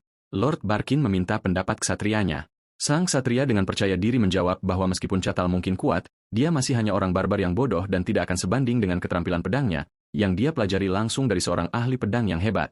Tuan memutuskan dia akan berbicara dengan orang barbar itu sendiri dan memerintahkan agar dia dipanggil. Sementara itu, Catal sedang merayakan bersama timnya di sebuah kedai. Anggota tim lainnya terlihat benar-benar kelelahan oleh nafsu makan dan minum Catal yang sangat besar. Catal berkomentar bahwa makanannya lezat dan tempatnya tenang dan menyuruh mereka makan apapun yang mereka suka atas nama dirinya. Dia menoleh ke Alejandro dan memverifikasi bahwa dia adalah seorang paladin. Dia kemudian bertanya kepadanya kekuatan suci macam apa yang dia gunakan karena dia tidak melihatnya menggunakan apapun di ruang bawah tanah. Alejandro dengan gugup menjelaskan bahwa dia masih dalam fase pelatihan dan kekuatan ilahinya belum bangkit. Catal berkomentar bahwa ini sangat disayangkan dan kemudian bertanya kepada pendeta Hayes, apakah ada kuil untuk dewa Kucia di dekatnya. Hayes menjawab bahwa dia tidak berpikir begitu karena doanya tidak disambut secara luas. Dijelaskan bahwa Kousia adalah dewa kebohongan dan penipuan, dewa yang dikucilkan dan ditolak oleh masyarakat umum. Hayes bertanya kepada Catal seberapa kuat dia sebenarnya. Catal menjawab bahwa dia tidak yakin dengan peringkatnya karena dia baru saja meninggalkan padang salju dan pada gilirannya bertanya kepada mereka tentang kekuatan ksatria kerangka.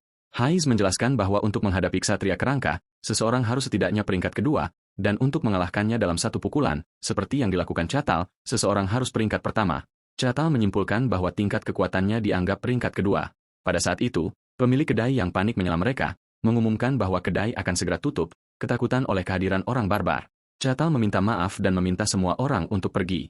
Ketika dia bertanya kepada mereka apakah mereka punya rencana lain, mereka semua menegaskan dengan panik bahwa mereka sangat sibuk. Catal mengungkapkan penyesalannya dan mengucapkan selamat tinggal kepada mereka, berharap bisa bertemu mereka lagi. Tapi pikiran kolektif mereka adalah bahwa mereka tidak pernah ingin melihatnya lagi. Kemudian, Catal sedang beristirahat di tempat tidur di sebuah penginapan. Dia bersyukur bahwa dia mampu membayar penginapan berkat hadiah ruang bawah tanah. Dia menganggap tempat ini sebagai surga dibandingkan dengan padang salju. Dia memikirkan perjalanannya yang panjang untuk mencapai peradaban dan keinginannya untuk menjelajahi lebih banyak. Dia memutuskan dia ingin pergi berpetualang dan mempertimbangkan tujuan seperti tempat perlindungan elf, menara sihir, dan ibu kota kerajaan. Dia terbangun oleh ketukan keras di pintu. Kapten penjaga ada di pintu dan meminta maaf karena membangunkannya. Kapten memberitahunya bahwa Tuan ingin menemuinya secara pribadi. Catal tertarik bahwa penguasa tanah ini ingin bertemu dengannya. Dia dengan riang setuju. Saat dia berpakaian, Kapten bingung dengan persetujuannya yang mudah, bertanya-tanya apakah dia datang ke tempat yang tepat. Saat Ketal berjalan melalui wilayah itu, yang hanya dia lihat pada malam hari sebelumnya, dia menemukan pemandangan siang hari benar-benar indah. Dia berpikir dengan gembira bahwa jika ini adalah jenis fantasi keberuntungan yang akan dia alami, dia menyambutnya kapan saja. Penjaga yang menyertainya bingung dan memutuskan dia harus mengalihkan perhatian Catal sebanyak mungkin. Kapten penjaga mengumumkan kedatangan orang barbar itu kepada Tuan, yang memerintahkannya untuk dibawa masuk. Catal memasuki ruang tahta. Lord Luke Barkin, penguasa wilayah Barkin di kerajaan Gehenra, menyambutnya. Mereka berjabat tangan dan Ketal mengungkapkan kegembiraannya bertemu dengan Tuan yang sah dari wilayah itu. Dia memperkenalkan dirinya sebagai Ketal si barbar. Penjaga itu terkejut melihat seorang barbar menundukkan kepalanya. Tuan berpikir bahwa orang barbar tidak pernah menundukkan kepala karena kekuatan adalah segalanya bagi mereka dan dengan sarkasme berkomentar bahwa jika seseorang hidup cukup lama, seseorang akan melihat semuanya. Tuan berkomentar bahwa Catal telah mempelajari etiket yang tepat dan mengundangnya untuk duduk. Catal merenungkan desain kastil Tuan. Dia memperhatikan ksatria yang menjaga Tuan dan membandingkan kastil itu dengan kastil-kastil di era abad pertengahan. Dia kagum melihat ksatria sungguhan seperti yang dia bayangkan saat kecil. Tapi ksatria itu memancarkan niat membunuh yang jelas dan kuat. Sang ksatria berpikir bahwa Catal adalah orang bodoh karena menunjukkan aura seperti itu di hadapan Tuan dan bersumpah bahwa dia tidak akan pergi dari sini hidup-hidup. Tuan memberitahu Catal bahwa alasan panggilannya sederhana. Dia ingin mengonfirmasi beberapa hal. Catal setuju dan bertanya apa yang ingin dikonfirmasi oleh Tuan. Ketika Tuan bertanya tentang asal-usulnya, Catal menjawab bahwa dia berasal dari tempat terdingin di dunia, dunia yang diselimuti warna putih. Dia menyebutkan bahwa dia berasal dari padang salju putih, yang mengejutkan Tuan dan ksatrianya. Tuan menyadari bahwa Catal benar-benar orang barbar dari legenda, sebuah fakta yang sulit diterima. Catal menambahkan bahwa itu adalah tempat yang mengerikan dan apakah Tuan menerima fakta ini atau tidak adalah pilihannya. Tuan mengubah topik dan mengajukan pertanyaan berbeda tentang seberapa kuat Catal. Catal mengulang pertanyaan itu dengan mengatakan apa yang penting adalah seberapa berbahaya kekuatannya. Dia menjawab bahwa itu adalah pertanyaan yang salah karena dia tidak tahu standar di luar padang salju. Tuan menyarankan cara untuk mengetahui kekuatannya. Sebuah duel dengan salah satu ksatrianya dengan janji hadiah yang tampan. Catal mengulangi kata duel dan Tuan mengonfirmasi itu tidak akan menjadi pertempuran sampai mati. Catal tersenyum dan berkata dia menyukai ide itu. Merasa bersemangat hanya dengan memikirkan berduel dengan seorang ksatria. Pikirannya mengungkapkan kegembiraannya yang luar biasa tidak hanya untuk berduel dengan seorang ksatria tetapi seorang ksatria dari dunia fantasi. Makhluk yang menggunakan kekuatan dan aura misterius. Catal berpikir dengan gembira bahwa dia sangat menantikan duel ini, menganggapnya sebagai kesempatan untuk menyaksikan keterampilan ksatria sungguhan dari dekat. Sebaliknya, Lord Barkin berpikir bahwa meskipun Catal sopan, seorang barbar tetaplah seorang barbar, dan sifat buasnya yang suka berkelahi tidak berubah. Kedua petarung menemukan diri mereka di arena duel yang besar. Tuan mengumumkan dimulainya pertandingan, mengungkapkan harapannya agar tidak ada darah yang tumpah. Sang ksatria dengan sombong memberitahu Catal untuk menganggapnya sebagai suatu kehormatan untuk menyaksikan keterampilan pedangnya. Catal menjawab bahwa dia tentu berharap begitu. Sang ksatria marah oleh ketenangan Catal dan bersumpah untuk menunjukkan kepadanya perbedaan besar dalam keterampilan. Sang ksatria melancarkan serangannya, pedangnya tampaknya berlipat ganda menjadi 3. Catal terkejut dengan teknik ini dan menyadari itu bukan hanya ilusi dan bahwa ketiga pedang itu nyata dan bertanya-tanya apakah ini adalah keterampilan pedang. Sang ksatria terkesan oleh kemampuan Catal untuk menghindari serangannya dengan selisih yang tipis, tetapi tidak melihat perlunya menindaklanjuti. Dengan jentikan jari Catal yang sederhana, pedang itu hancur dan sang ksatria bingung, bertanya-tanya apa itu. Sebelum dia bisa menyadarinya, Catal meraih wajahnya. Dia melemparkannya dan sang ksatria dikalahkan dalam satu pukulan. Tuan benar-benar terkejut, menyadari bahwa seorang ksatria peringkat pertama telah dikalahkan dalam satu pukulan dan mengagumi kekuatan Catal yang luar biasa. Catal bertanya apakah pertandingan sudah selesai. Tuan yang terkejut mengonfirmasi sudah selesai. Tuan menilai situasi dalam pikirannya. Seorang barbar mengalahkan seorang ksatria peringkat pertama dalam satu pukulan. Kekuatannya mengerikan, setidaknya pada tingkat supernatural, dan kedalaman kekuatannya masih belum diketahui. Dia menyimpulkan bahwa seorang barbar dengan kekuatan seperti itu bisa mengacaukan keseimbangan kekuatan di dunia.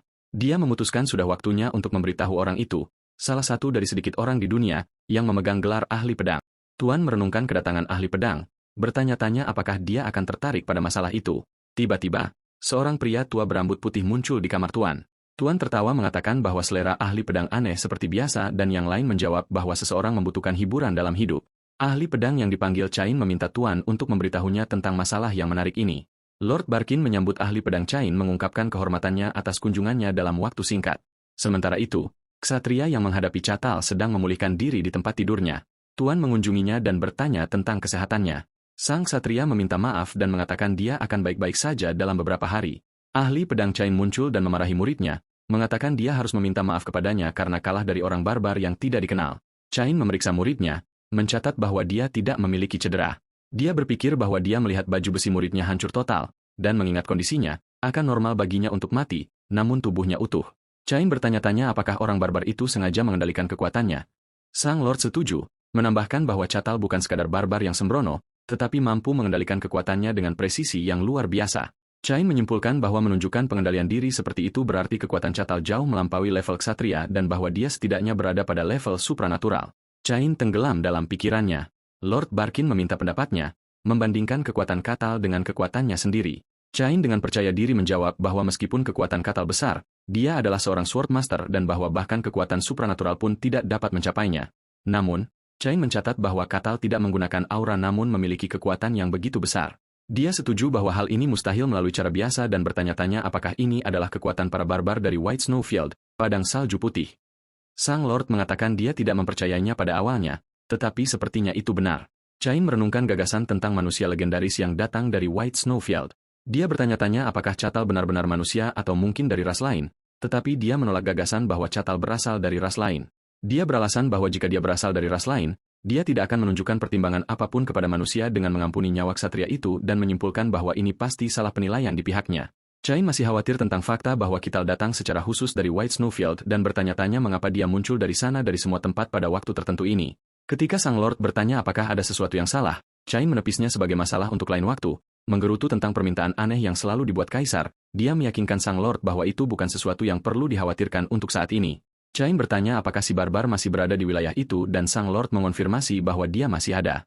Cain memutuskan dia harus mengonfirmasi banyak hal untuk dirinya sendiri. Kemudian, Kapten Penjaga bertanya kepada Catal tentang rencana masa depannya. Kapten itu memberikan hadiah untuk duelnya dan memberitahunya bahwa Sang Lord tidak akan lagi mengganggu kegiatannya di dalam wilayah itu. Catal berpikir bahwa meskipun rencananya tidak pasti, akan lebih baik memiliki identitas yang diakui secara resmi untuk menghindari masalah di masa depan.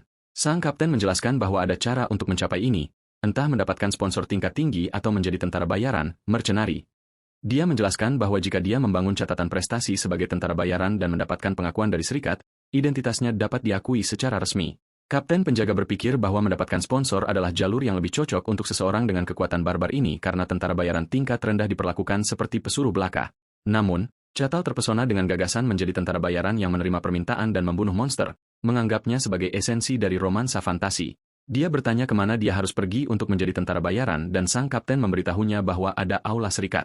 Dia dengan bersemangat meminta kapten untuk mengantarnya dan kapten yang kebingungan itu setuju. Narasi menjelaskan bahwa meskipun beberapa orang melihat tentara bayaran sebagai sosok romantis, mereka sebenarnya mewakili golongan masyarakat terendah bagi mereka yang tanpa status resmi. Bahkan yang kuat pun sering mati di ruang bawah tanah yang belum ditemukan atau menjadi kambing hitam untuk pekerjaan kotor. Sesampainya di serikat tentara bayaran, dia menemukan tempat itu dalam kekacauan karena perkelahian hebat dengan dua tentara bayaran yang saling mengumpat. Sementara para penonton bertaruh pada pertarungan di dekatnya, seorang wanita bertanya kepada resepsionis, Rosa, tentang rekrutan baru. Rosa menghela napas, mengatakan mereka semua aneh dan tidak ada harapan. Dia secara mental mendaftar para rekrutan baru, seorang pria gila yang mengaku sebagai ksatria suci, seorang pencuri, dan seorang biarawati yang tidak dipercaya siapapun karena dewa yang ia sembah. Rosa menyesali bahwa tidak ada orang yang terhormat yang muncul dan berharap pangeran tampan di atas kuda putih datang untuk menyelamatkannya dari pekerjaannya. Pada saat itu, Catal memasuki serikat, mengejutkannya. Catal mengamati tempat itu dan menyadari bahwa itu adalah aula serikat. Pertarungan segera berhenti dan semua orang menatap si barbar dengan terkejut. Catal mendekati meja resepsionis dan mengumumkan keinginannya untuk menjadi tentara bayaran. Rosa yang kebingungan bertanya apa tujuannya melakukan itu. Catal menjelaskan bahwa dia memiliki berbagai alasan, tetapi dia mendengar dia bisa mendapatkan status resmi dengan bekerja sebagai tentara bayaran. Rosa mengonfirmasi ini, tetapi memperingatkannya bahwa dia akan membutuhkan catatan prestasi yang solid. Catal setuju, jadi Rosa mendaftarkannya dengan 5 koin perak, menanyakan nama dan usianya. Dia memberikan namanya sebagai Catal, tetapi tidak tahu usianya, jadi dia mencatat perkiraan usia. Setelah menyelesaikan pendaftaran, dia memberinya tag tentara bayaran, memperingatkannya untuk tidak kehilangannya karena itu melambangkan statusnya. Catal menerima tag itu. Dia segera bertanya tentang misi yang tersedia, menyatakan keinginannya untuk segera memulai. Rosa menunjukkan kepadanya daftar misi yang tersedia untuknya. Catal terkejut menemukan bahwa daftar itu hanya berisi misi peringkat F, seperti mengumpulkan herbal, membersihkan ruang bawah tanah, selokan, dan jalanan, serta patroli malam. Rosa dengan gugup menjelaskan bahwa karena dia saat ini adalah tentara bayaran peringkat F, ini adalah satu-satunya tugas yang tersedia untuknya, dan dia khawatir Catal mungkin marah karena harga dirinya sebagai seorang barbar. Saat dia mulai menjelaskan bahwa dia akan dapat mengambil tugas yang lebih sulit setelah membangun catatan kerja, Catal menyela, mengatakan dia akan mengambil salah satu misi. Dia menunjuk ke misi mengumpulkan herbal. Rosa terkejut dan bertanya apakah dia yakin, dan Catal menjawab bahwa selama itu adalah pekerjaan yang perlu dilakukan, tidak ada masalah. Catal bertanya di mana harus menemukan herbal yang dibutuhkan untuk misinya. Resepsionis, Rosa, menjelaskan bahwa dia harus keluar dari desa dan menunjukkan kepadanya gambar tanaman yang dibutuhkan. Catal mengonfirmasi pemahamannya dan mengatakan dia akan segera kembali, yang dijawab Rosa dengan ragu-ragu. Rosa ditinggalkan kebingungan oleh ketenangan dan penerimaannya. Di hutan, Catal merenungkan gambar herbal itu dan bertanya-tanya apakah itu digunakan untuk mengobati luka, mencatat penampilannya yang aneh. Dia memutuskan untuk memulai misi pertamanya sebagai tentara bayaran. Sekitar 1 jam kemudian, Catal kembali ke Serikat Tentara Bayaran. Dia menyajikan tumpukan besar herbal dan bertanya apakah jumlah ini cukup. Rosa terkejut dengan jumlah yang sangat banyak. Ketika dia memeriksa herbal itu, dia terkejut dengan kondisinya yang sangat baik, mencatat bahwa sebagian besar tentara bayaran memetiknya dengan sembarangan. Catal dengan bangga menyatakan bahwa meskipun penampilannya seperti itu, dia cukup percaya diri dengan sentuhan halusnya. Rosa berterima kasih atas kerja kerasnya dan memberinya hadiah, 1 koin perak. Catal menyadari bahwa jumlah ini hampir tidak cukup untuk membeli makanan termurah. Namun, dia merasa sangat tersentuh karena ini adalah uang pertama yang dia dapatkan dengan jujur melalui kerja keras. Dia memberitahu Rosa yang tercengang bahwa dia sangat puas dan bertanya apakah dia bisa mengambil misi lain segera. Rosa bingung. Percaya tidak mungkin baginya untuk bahagia dengan hadiah sekecil itu. Catal menjelaskan bahwa dia ingin bekerja sebanyak mungkin selama hari belum berakhir. Rosa bertanya-tanya mengapa dia tampak begitu bahagia. Dia sampai pada kesimpulan bahwa tentara bayaran baru ini juga orang aneh. Waktu berlalu dan Catal memilih misi membersihkan gudang untuk hari itu. Rosa mencatat bahwa ini adalah misi pembersihannya yang ketiga setelah mengumpulkan herbal dan bertanya-tanya dengan bingung apakah barbar suka membersihkan. Dengan ragu-ragu, Rosa menyetujui permintaannya. Catal tiba di gudang dan mengumumkan bahwa dia datang untuk membersihkan. Pemilik gudang panik saat melihat seorang barbar. Tugas membersihkan gudang dan memindahkan barang-barang itu mudah baginya. Tugas berikutnya adalah menyapu jalan. Meskipun mengendalikan kekuatannya sulit pada awalnya, dia menyelesaikan tugas itu tanpa masalah besar. Seseorang mengawasinya dari jauh melalui teropong. Pengamat itu bertanya-tanya mengapa Catal bertindak seperti ini karena dia sadar bahwa Catal setidaknya sekuat supranatural. Seorang pria yang kekuatannya bisa memengaruhi seluruh kerajaan. Pengamat itu terus berpikir dalam kebingungan. Barbar yang seharusnya menyelesaikan segalanya dengan paksa ini justru melakukan pekerjaan rendahan. Yang lebih aneh adalah dia tidak melakukannya dengan setengah hati, tetapi melakukannya dengan serius. Sementara pengamat itu benar-benar bingung, Catal merasakan kepuasan dan pencapaian dari pekerjaannya yang sederhana. Kemudian, Catal menerima gajinya. Rosa memberitahunya ini adalah hadiahnya karena menyelesaikan 15 misi, yaitu 15 koin perak. Catal berterima kasih padanya dan memberitahunya dia akan kembali keesokan harinya untuk memulai hari keduanya dalam peradaban. Catal berjalan melalui kota, menikmati pemandangan kehidupan sehari-hari. Dia melihat sebuah bangunan yang ternyata adalah perpustakaan. Ketika dia masuk, pustakawan panik. Dia bertanya apakah dia keberatan dia membaca beberapa buku yang hanya meningkatkan terornya. Catal mulai membaca dengan tenang. Swordmaster itu mengawasinya dalam kebingungan, bertanya-tanya apakah para barbar dari White Snowfield lebih beradab daripada yang lain. Catal menemukan dari buku sejarah bahwa kekaisaran telah memenangkan perang. Dia menghubungkan informasi ini dengan kunjungan Molina beberapa tahun lalu, yang sedang dalam perjalanan untuk menjual senjata ke kerajaan yang kalah perang. Dia membaca bahwa kekaisaran sekarang adalah kekuatan yang dominan dan bahwa kerajaan Barchan tempat dia berada, pada dasarnya adalah negara bawahan. Buku itu menjelaskan bahwa kekaisaran telah menelan separuh dunia manusia dan melanjutkan ekspansi agresifnya. Catal memikirkan ide dominasi dunia. Dia memutuskan bahwa itu sudah cukup urusan manusia dan beralih ke apa yang benar-benar ingin dia pelajari, yaitu ras non-manusia. Dia mengambil sebuah buku yang mengumpulkan informasi tentang non-manusia. Menyadari bahwa fantasi yang tertulis di dalamnya adalah kenyataan yang ada di dunia ini, Catal melanjutkan membacanya, belajar tentang Mantaa, terowongan para kurcaci, dan gua-gua terkaya di dunia. Dia membaca tentang desa Pri Pizarabia dan kota langit para celestial, Lagaria. Kemudian dia membaca tentang Elo Sagrado, tempat suci semua elf yang lokasinya tidak diketahui siapapun.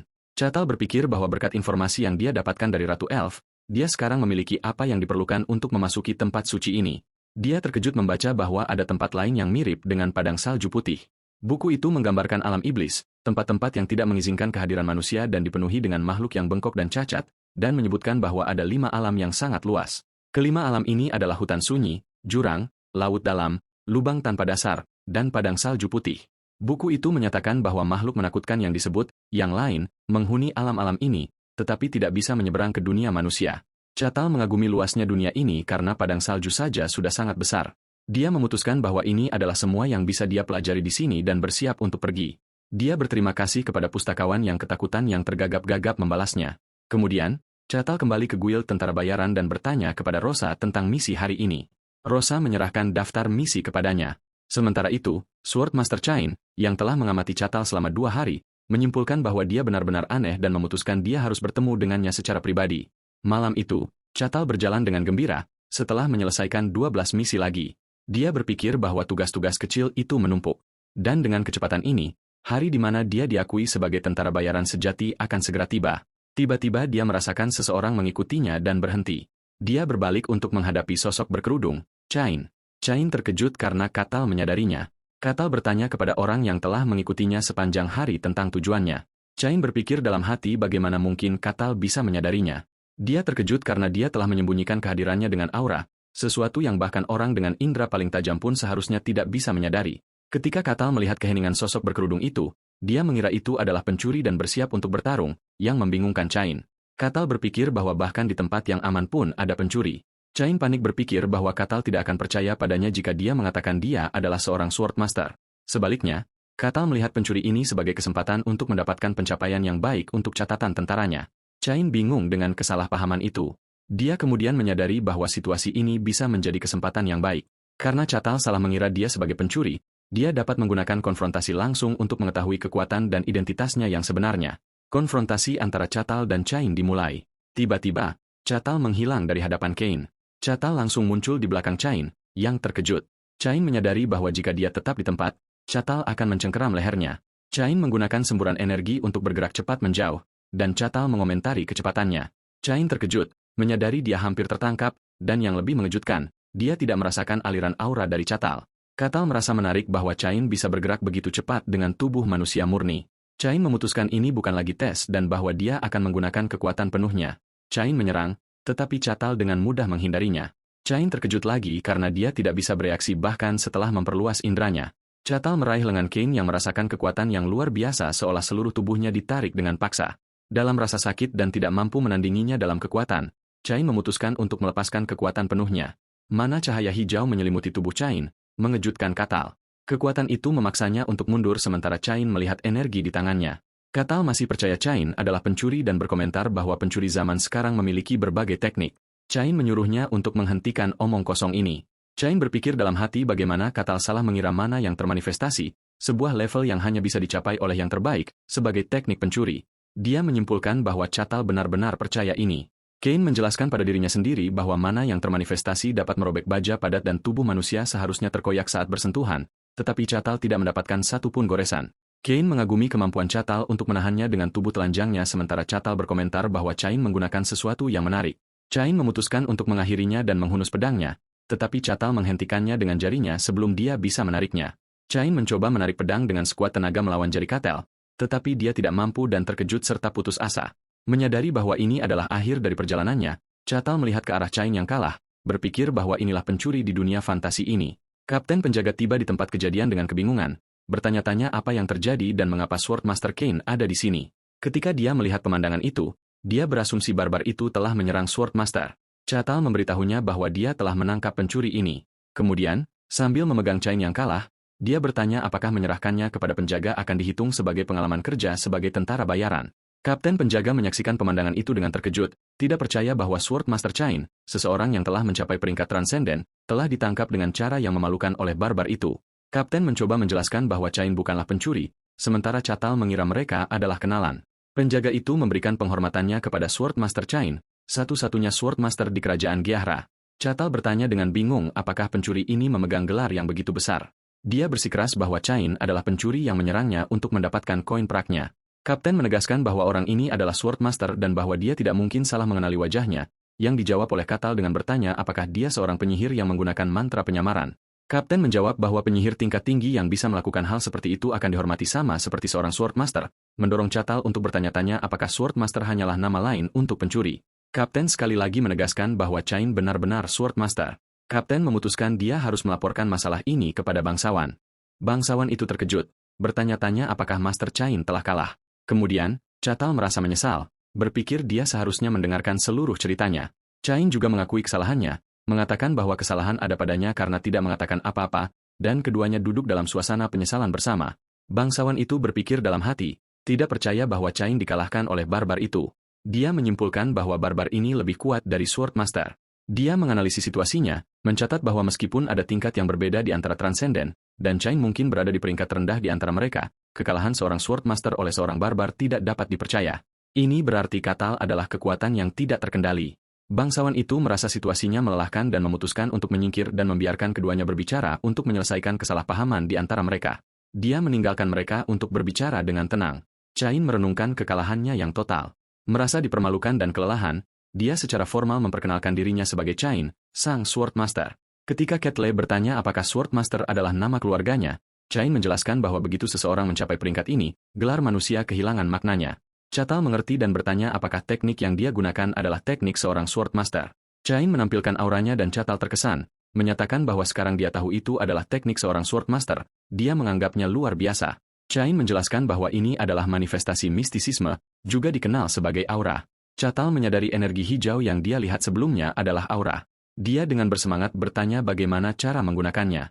Cain menjelaskan bahwa mistisisme harus dikendalikan dan dimanifestasikan. Catal bertanya apakah mistisisme seperti mana. Cain mengklarifikasi bahwa mistisisme adalah energi misterius itu sendiri. Jika Anda menggunakannya sebagaimana, Anda menjadi seorang penyihir sementara menanganinya sebagai aura adalah yang membuat seorang pendekar pedang. Setelah memahami bahwa baik penyihir maupun pendekar pedang menggunakan mistisisme, Catal dengan malu-malu mengakui bahwa dia masih kekurangan pengetahuan dan meminta Cain untuk mengajarinya tekniknya. Dia dengan gigih meminta Cain untuk mengajarinya. Cain terkejut dengan permintaan itu, bertanya mengapa dia meminta bimbingan padahal dia adalah yang lebih kuat. Ketika Catal dan Cain berhadapan, Catal berkata bahwa jika Cain menggunakan pedangnya dalam pertarungan mereka, hasilnya mungkin akan berbeda. Catal sangat bersemangat untuk belajar, sementara Cain mengkhawatirkan harga dirinya yang mungkin akan semakin hancur. Catal berpikir bahwa apa yang dia pelajari tentang dasar-dasar ilmu pedang di kehidupan masa lalunya tidak sebanding dengan seni ini. Ini adalah ilmu pedang fantasi sejati yang menggunakan aura misterius. Cain memulai penjelasannya dengan menyatakan bahwa ciri khas sekolah ilmu pedangnya adalah perwujudan ilusi dan kenyataan. Ia kemudian bertanya pada Catal apa yang Catal lihat saat bertarung dengan muridnya. Catal menyadari bahwa ksatria yang dia kalahkan adalah murid Cain, dan dia menggambarkan bagaimana serangan pedangnya terbagi menjadi 3 serangan nyata. Catal memahami bahwa inilah yang dimaksud dengan perwujudan. Cain menjelaskan bahwa gayanya lebih berfokus pada teknik daripada kekuatan mentah. Ia menambahkan bahwa ilmu pedang adalah seni menggabungkan pedang dengan aura untuk menggunakan mistisisme, dan seseorang yang mencapai ujung jalan ini disebut Swordmaster. Catal terpesona oleh konsep aura, sementara Cain masih tidak percaya ia sedang mengajar seorang barbar. Cain memutuskan untuk menunjukkan secara langsung alih-alih menjelaskan. Ia mendemonstrasikan tekniknya dengan melancarkan serangan pedang yang kuat. Catal mengamati bahwa satu serangan pedang tunggal itu terbagi menjadi 5 serangan. Cain menjelaskan bahwa meskipun banyak teknik menggunakan aura untuk menciptakan ilusi, hanya gayanya yang bisa membuat ilusi-ilusi itu menjadi nyata. Ketika ia menanyakan pendapat Catal tentang skill tersebut, Catal dengan percaya diri menjawab bahwa dia pikir dia juga bisa melakukannya. Cain terkejut dan menyebut perkataan Catal omong kosong. Cain berpikir bahwa dia mendedikasikan seluruh hidupnya untuk mencapai level ini dan tidak mungkin bagi Catal untuk menirunya hanya dengan melihatnya sekali. Catal mengatakan bahwa lebih cepat jika dia langsung menunjukkannya dan meraih sebuah kapak. Dia mengambil kuda-kuda dan menyerang, menggerakkan kapaknya dengan kecepatan luar biasa. Awalnya, Cain mengira itu hanya gerakan cepat berdasarkan kekuatan fisik. Namun, serangan itu meninggalkan 5 bekas nyata di dinding, meniru efek teknik Cain. Asap mengepul dari kapak Catal, dan dia kemudian meminta pendapat Cain. Cain mengakui pada dirinya sendiri bahwa efeknya mirip dengan tekniknya, meskipun itu hanya dihasilkan oleh kecepatan dan kekuatan yang luar biasa. Cain berargumen bahwa yang dilakukan Catal hanyalah ayunan cepat tanpa teknik dan bahwa ilmu pedang sejati adalah untuk pertempuran sesungguhnya. Catal membalasnya dengan bertanya apakah hasil yang serupa tidak cukup. Cain merasa frustrasi karena dia tahu Catal tidak salah. Dalam luapan frustrasi, ia meraih pedangnya dan menantang Catal lagi. Cain melepaskan serangan pamungkasnya, membuat Catal bertanya-tanya apakah tubuhnya terbelah. Cain menjelaskan bahwa ini adalah teknik pemisahan tubuh yang dicapai dengan mengendalikan aura hingga batas maksimalnya. Ia menantang Catal untuk meniru teknik ini. Catal membalas dengan serangannya sendiri. menggunakan kapaknya dalam pusaran kekuatan fisik murni, yang benar-benar mengalahkan teknik Chain. Setelah serangan Katal menghancurkan arena, dia meminta pendapat Chain. Chain berlutut dalam keputusasaan total. Dia hancur, menangis bahwa ilmu pedangnya dan semua yang telah dia bangun seumur hidupnya menjadi tidak berarti, dan dia menganggap situasi ini tidak bisa dipercaya. Katal mencatat bahwa Chain lebih rapuh secara mental daripada yang dia duga. Katal mendekati Chain yang kalah dan memuji ilmu pedangnya, merendahkan kemampuannya sendiri dengan mengatakan dia hanya mengayunkan kapaknya dengan sangat cepat dan itu bukanlah ilmu pedang sejati. Chain menyadari Katal benar, mengakui bahwa teknik Katal itu nyata dan bukan hanya citra yang menipu, dan bahwa dia sendiri tidak akan pernah bisa mencapai level mistisisme itu. Chain mulai menenangkan dirinya, meyakinkan diri sendiri bahwa ilmu pedangnya masih sangat berharga karena dia adalah satu-satunya yang bisa mewujudkan ilusi dan kenyataan. Dia dengan antusias menyatakan bahwa ilmu pedangnya tanpa celah dan barbar itu hanya gila. Dia berteriak bahwa bagi seseorang untuk bergerak cukup cepat untuk menciptakan ilusi nyata tanpa aura adalah di luar batas manusia. Melihat luapan emosi ini, Katal bertanya apakah Chain bisa mengajarinya arti sebenarnya dari teknik. Chain meminta maaf atas ledakan emosinya dan Katal menjawab bahwa dia mengerti. Chain memulai pelajarannya, menjelaskan bahwa untuk menggunakan teknik sejati, seseorang harus terlebih dahulu belajar mengendalikan aura, tetapi untuk melakukannya, seseorang harus terlebih dahulu memahami mistisisme. Ia menjelaskan bahwa tidak ada penyihir, pendekar pedang, atau penyihir yang bisa mencapai tingkat tinggi tanpa memahami mistisisme dan bahwa hanya penganut dewa yang bisa melewati ini. Katal bertanya apakah kekuatan ilahi adalah sesuatu yang terpisah. Chain membenarkan hal ini, menjelaskan bahwa mukjizat diberikan langsung dari para dewa dan tidak terikat pada kemampuan pribadi. Katal mengatakan dia mengerti. Chain mendefinisikan mistisisme sebagai kekuatan misterius di dalam diri sendiri dan bagaimana cara menggunakannya adalah yang menentukan segalanya. Dia menjelaskan bahwa untuk menggunakan aura, memperoleh mana, atau mengendalikan roh, seseorang harus terlebih dahulu memahami mistisisme ini. Ia menyebutkan bahwa ada 5 tahap mistisisme. Yang paling sederhana adalah menyingkap misteri, suatu keadaan mengetahui, merasakan, dan merasakannya. Ketika Katal bertanya apakah semua orang bisa merasakannya, Chain menjawab tidak, menjelaskan bahwa jika seseorang tidak berbakat, dia bahkan tidak bisa merasakannya. Ia menambahkan bahwa mereka yang bisa merasakannya disebut peringkat ketiga. Ia menjelaskan bahwa ada 5 tingkat yang diberikan berdasarkan kemampuan untuk menangani mistisisme. Ia mendaftar 5 klasifikasi umum. Peringkat ketiga. Peringkat kedua. Peringkat pertama. Transcendent. Pahlawan. Katal tiba-tiba teringat percakapannya dengan Molina, menyadari inilah yang Molina bicarakan. Chain menjelaskan bahwa sistem peringkat hanyalah sebuah kenyamanan dan bahwa jarak antara setiap tingkat sangatlah besar. Katal mengkonfirmasi pemahamannya dan Chain mengumumkan dimulainya pelajaran. Chain menyatakan bahwa tahap pertama adalah menyingkap misteri. Ia menginstruksikan Katal untuk memperluas indranya hingga batas maksimal untuk merasakan misteri, menjelaskan bahwa itu berarti membangkitkan indera yang belum pernah ia rasakan sebelumnya. Ia memintanya untuk merasakan angin sepoi-sepoi, sentuhan bumi, dan angin yang bergeser untuk membedakan gerakan unik di dalamnya. Katal merenung, mencoba mengikuti instruksi, tetapi dia membuka matanya dan mengatakan dia tidak merasakan apa-apa. Chain terkejut, mengakui dia pikir seseorang sekuat Katal akan merasakannya dengan mudah. Ia menjelaskan bahwa yang kuat secara fisik seringkali memiliki kesempatan yang lebih baik untuk merasakan misteri, tetapi ia berasumsi Katal mungkin pengecualian. Ia bertanya-tanya apakah itu ada hubungannya dengan keanehan padang salju putih. Katal menjawab bahwa dia tidak tahu dan bahwa tidak ada seorang pun yang dia kenal di padang salju pernah merasakan misteri sebelumnya. Chain memutuskan untuk mencoba metode lain, mentransfer kekuatan langsung ke Katal untuk membimbingnya. Katal bertanya apakah dia akan mentransfer aura kepadanya.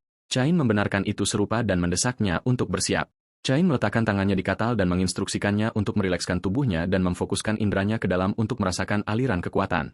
Tetapi Chain terkejut, bertanya-tanya tubuh macam apa ini dan apakah itu benar-benar manusia. Ia berpikir bahwa tubuh Katal terasa seperti batu padat karena kepadatan otot-ototnya. Ketika Katal menyadari keraguannya, Chain meminta maaf dan mengatakan dia akan memulai. Chain mulai mentransfer aura, percaya bahwa yang penting adalah membangkitkan misteri yang laten. Namun, ia terkejut lagi, menyadari ia tidak dapat menemukan jalur misterius di dalam tubuh Katal. Ia mengoreksi dirinya sendiri, mengatakan ia tidak dapat mencapainya. Ia menggambarkan pengalaman itu seperti menyelam ke laut tanpa dasar di mana auranya tidak menyentuh apa-apa atau seperti menekan melalui ruang dengan kepadatan yang luar biasa. Chain menyatakan bahwa itu tidak ada gunanya. Katal bertanya dengan khawatir apakah ini berarti dia kurang bakat. Chain mengklarifikasi bahwa bukan itu masalahnya. Pada akhirnya, seseorang harus menemukan jalannya sendiri. Katal mengatakan dia tahu itu, tetapi Chain menyampaikan kabar mengejutkan bahwa dia tidak dapat menemukan jalur itu di dalam tubuh Katal. Katal bertanya dengan kaget apakah ini berarti dia tidak bisa merasakan misteri sama sekali, tetapi Chain menyangkalnya, menjelaskan dia bahkan tidak bisa memastikan apakah jalur itu ada atau tidak. Ia menjelaskan bahwa tubuh Katal aneh dan sangat dalam serta berat sehingga aura tidak dapat menjangkau bagian dalamnya dengan benar. Chain berpikir bahwa ini adalah pertama kalinya ia melihat sesuatu seperti ini di mana kekuatan fisik murni Katal menghalangi aura. Katal merasa frustrasi, bertanya-tanya apakah bahkan seorang Swordmaster tidak bisa membantunya. Chain mengakui sulit untuk mengatakannya dengan pasti karena dia tidak bisa memastikan apapun. Ia menyimpulkan bahwa ia bahkan tidak bisa mengetahui apakah jalur misteri itu ada di dalam diri Katal, dan menyarankan agar ia mengunjungi Swordmaster lain yang lebih terampil dalam menangani aura atau mungkin mengunjungi menara sihir untuk mendapatkan jawaban. Chain meminta maaf kepada Katal. Katal mengatakan tidak apa-apa dan bahwa ini sudah cukup untuk saat ini, mengakui masih ada kemungkinan baginya untuk belajar. Ia berterima kasih kepadanya, mengatakan dia belajar banyak dari pertemuan ini. Chain berpikir bahwa setiap barbar yang ia temui sejauh ini adalah liar, menjarah tanpa henti dan hanya menginginkan minuman serta kekerasan, tetapi barbar yang satu ini berbeda. Kain bertanya pada Katal apakah dia pernah mempertimbangkan untuk menetap di kerajaan ini. Ketika Katal menanyakan maksudnya, Kain menjelaskan bahwa dia berarti menyatakan kesetiaan kepada kerajaan dan menerima gelar. Dia menambahkan bahwa dengan kekuatan Katal, dia akan menerima pangkat tinggi dan Kain sendiri akan menjadi sponsornya. Katal segera menolak, menyatakan dia tidak ingin terikat oleh apapun. Kain berharap di dalam hatinya bahwa jika dia bisa membawa orang barbar ini ke istana kerajaan, mungkin mereka bisa melepaskan diri dari dominasi kekaisaran. Kain mencoba membujuknya lagi, bertanya-tanya apakah mendapatkan gelar bangsawan tidak cukup menarik. Katal menjawab bahwa dia akan menikmati kesenangannya sendiri. Kain memahami keputusannya dan menerimanya. Katal berterima kasih lagi padanya dan berjanji dia tidak akan melupakan bantuan ini. Saat Kain berjalan pergi, dia memikirkan ide konyol yang dia miliki. Dia berpikir sejenak dia bisa mengendalikan Katal, tetapi dia menyadari tidak ada yang bisa. Orang barbar ini bertindak hanya sesuai dengan kehendak dan pikirannya sendiri. Dia menyimpulkan bahwa Katal mungkin lebih merepotkan daripada orang barbar lainnya karena dia tidak dapat diprediksi. Kemudian, Kain dan Lord Barkin membahas masalah tersebut. Kain menghela napas, bertanya-tanya apa yang dipikirkan Kaisar dengan keinginannya untuk menaklukkan alam iblis. Lord menyadari bahwa Kaisar menginginkan penaklukan ini. Dia bertanya apakah Kaisar serius, mencatat bahwa para pengintai mati sia-sia dengan dalih pengintaian. Kain mengkonfirmasi keseriusannya, berspekulasi bahwa Kaisar mungkin percaya dia adalah reinkarnasi dari Kaisar kuno. Lord mengatakan ini adalah masalah untuk masa depan karena mereka belum menaklukkan semua tanah manusia. Lord menyimpulkan bahwa invasi akan terjadi suatu hari nanti. Kain mengkonfirmasi ini, menambahkan bahwa panggilan bisa datang kapan saja karena wilayah mereka juga tanah kekaisaran. Kain mengeluh bahwa dunia sudah cukup aneh dan sekarang Kaisar juga setengah gila. Lord bertanya-tanya apakah beberapa rumor itu benar. Kain mengkonfirmasi rumor itu benar dengan menyatakan bahwa para iblis telah mulai bergerak. Dia menjelaskan bahwa meskipun belum dikonfirmasi, Dungyeon muncul dengan kecepatan yang tidak normal dan ada rumor bahwa anomali dunia iblis telah mulai bocor keluar. Dia menyimpulkan bahwa sesuatu sedang terjadi dan itu jelas bukan demi kemanusiaan. Kain berkomentar bahwa mungkin hal teraneh sudah tiba, merujuk pada Katal, dan Lord setuju dengannya. Ketika Kain meminta pendapatnya, Lord menjawab bahwa dia tidak tahu. Lord Barkin menyimpulkan penilaian akhirnya tentang Katal, menjelaskan kepada Swordmaster Kain bahwa setidaknya dia tidak memusuhi mereka, tetapi di luar itu, dia tidak bisa mengatakan apapun dengan pasti. Keesokan harinya, saat Katal berjalan di sekitar kota, dia menyadari bahwa orang-orang tampak takut dan panik saat melihatnya. Dia bertanya-tanya apakah orang-orang bereaksi dengan ketakutan karena pakaiannya. Katal benar-benar salah paham tentang situasinya. Berpikir masalahnya adalah pakaiannya yang terbuat dari kulit binatang yang tidak dianggap beradab. Dia dengan antusias memutuskan dia akan membeli pakaian beradab. Dia memasuki toko pakaian dan pemilik toko ketakutan saat melihatnya. Ketika Katal meminta untuk membeli pakaian, pemilik toko meminta maaf, mengatakan dia tidak memiliki apapun dalam ukurannya, tetapi menyarankan mereka bisa membuatkan pakaian khusus untuknya jika dia memberinya waktu. Katal senang mendengar kemungkinan ini dan setuju untuk pesanan khusus. Pemilik toko mengatakan kepadanya dia akan memanggilnya ketika sudah selesai. Pemilik toko dengan takut membayangkan reaksi marah Katal jika dia tidak menyukai pakaian itu, bertanya-tanya apakah dia akan selamat dari pertemuan ini. Saat Katal sedang dalam perjalanan ke aula guild, dia melihat permata biru kecil yang bersinar di tanah. Dia mengambilnya dan memeriksanya, mencatat cahayanya yang tidak biasa. Dia memutuskan untuk menanyakannya di aula guild. Di sana, dia bertanya pada Rosa apakah dia tahu permata apa ini. Dia menjelaskan bahwa dia menemukannya dalam perjalanan ke sini. Dia mencatat bahwa itu tidak terlihat seperti manik biasa dan Rosa setuju untuk melihatnya. Dia memeriksanya dan mencatat bahwa itu tidak terlihat seperti permata dan bahwa itu dipoles atau buatan tangan. Dia mencatat bahwa itu tidak memiliki nama tetapi tampaknya sangat berharga. Saat memeriksanya, sebuah cahaya berkedip dan dia memasuki keadaan seperti kesurupan. Katal menjentikan jarinya untuk menarik perhatiannya dan bertanya apakah dia baik-baik saja. Rosa bangun dengan bingung dan Katal memberitahunya bahwa sepertinya pikirannya tertarik pada permata itu, lalu mengabaikannya. Rosa merasa bahwa permata itu memancarkan energi aneh dan sulit untuk diidentifikasi dan menyarankan untuk menilainya. Katal dengan sopan menolak tawaran itu, mengatakan dia lebih suka mencari tahu sendiri karena itu bagian dari kesenangan. Dia mengubah topik pembicaraan dan bertanya tentang quest hari ini. Rosa memberinya daftar quest yang diisi dengan pekerjaan sederhana. Katal mengambil papan itu untuk melihat quest. Kemudian, setelah seharian bekerja lagi, Katal beristirahat, merasa puas dengan harinya yang penuh dengan pencapaian.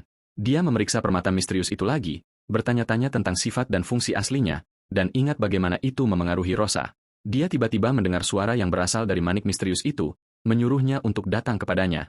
Suara itu bergema di kepalanya, dan dia bertanya-tanya apakah itu memintanya untuk pergi ke suatu tempat. Dia merasa lucu bahwa manik itu menunjukkan peta di benaknya dan bertanya-tanya apakah ini semacam sihir kendali pikiran. Setelah berpikir sejenak, dia memutuskan untuk pergi. Saat dia dalam perjalanan, dia menyuruh suara yang mendesak itu untuk diam, meyakinkannya bahwa dia akan datang. Dia mengikuti peta mental ke lokasi tersembunyi yang gelap dan bertanya-tanya apakah ini tempatnya. Sebuah pintu masuk ajaib muncul di depannya. Katal masuk dan mengumumkan kedatangannya, bertanya siapa yang memanggilnya. Sebuah suara jahat mencatat bahwa pengorbanan lain telah masuk, dan kali ini seorang barbar bodoh akan menjadi persembahan yang bagus. Seorang penyihir abadi, seorang lich, menyatakan bahwa ritual kebangkitannya akan dimulai. Di masa kekacauan kuno, ada seorang penyihir jahat yang memanipulasi raja dan menyulut perang. Tetapi perbuatan jahatnya akhirnya menyebabkan dia terungkap dan dikalahkan di tangan para pahlawan. Beberapa saat sebelum kekalahannya, dia berhasil mentransfer jiwanya ke dalam bejana kehidupan, sehingga menjadi lich. Seorang lich didefinisikan sebagai makhluk yang mencapai keabadian dengan menanamkan jiwanya dalam bejana kehidupan. Jadi, penyihir jahat itu menjadi lich, merencanakan kebangkitannya. Untuk menyelesaikan kebangkitannya, dia membutuhkan sejumlah besar jiwa sebagai pengorbanan. Jadi, dia menetap di dekat wilayah terpencil dan menyebarkan manik-manik ajaib untuk memikat korban satu persatu. Lich berpikir bahwa rencananya berjalan dengan sukses, tetapi dia bingung dengan kehadiran seorang barbar di sini karena dia memilih tanah terpencil untuk menghindari menarik perhatian. Dia menemukan kehadirannya tidak biasa. Lich menyimpulkan bahwa ukuran Katal yang besar akan menjadikannya pengorbanan yang sangat baik. Lich menjelaskan jebakannya. Dia menyihir manik-manik itu untuk hanya menarik mereka yang tidak tahu mistisisme. Oleh karena itu, dia menganggap Katal hanyalah seorang barbar biasa yang tidak tahu mistisisme dan bahwa kurangnya dia terpengaruh oleh sihir hanyalah ilusi. Lich menyapa Katal memintanya untuk menjadi landasan kebangkitannya yang mulia. Adegan kembali ke Katal yang tiba di pintu-pintu besar yang tidak menyenangkan. Ketika dia masuk, dia menemukan Lich duduk di singgasana. Katal sangat gembira, menyadari dia melihat Lich sungguhan, salah satu penjahat klasik dunia fantasi.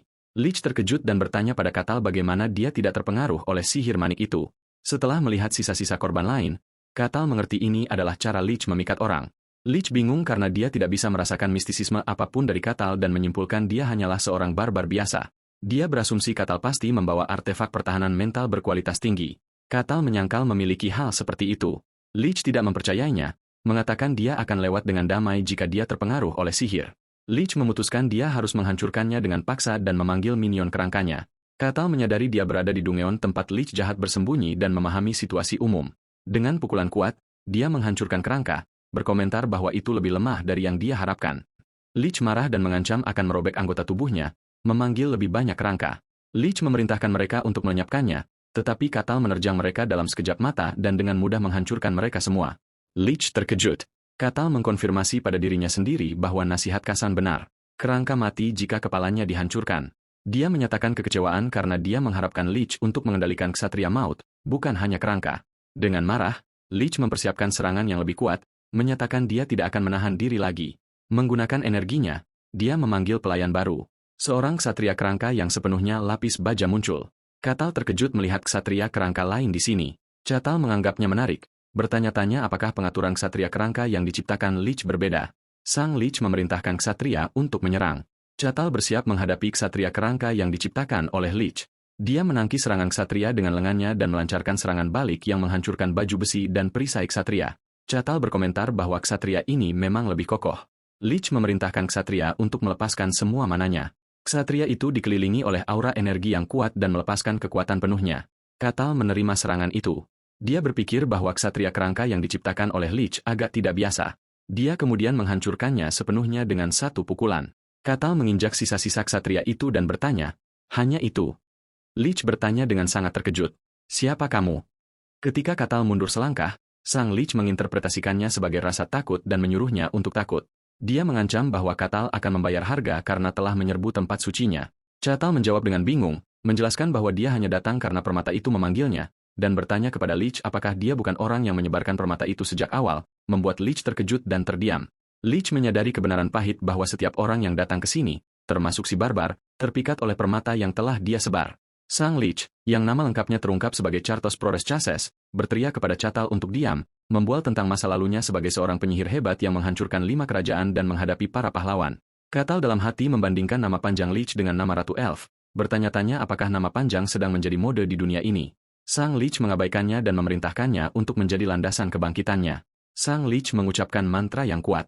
Catal mengenalinya sebagai mantra untuk memanipulasi emosi manusia. Dijelaskan bahwa mantra ini adalah sihir unik yang dikembangkan oleh Chartos yang bekerja dengan mengekstrak emosi negatif dan menjebak target di dalamnya yang mengarah pada hancurnya pikiran mereka.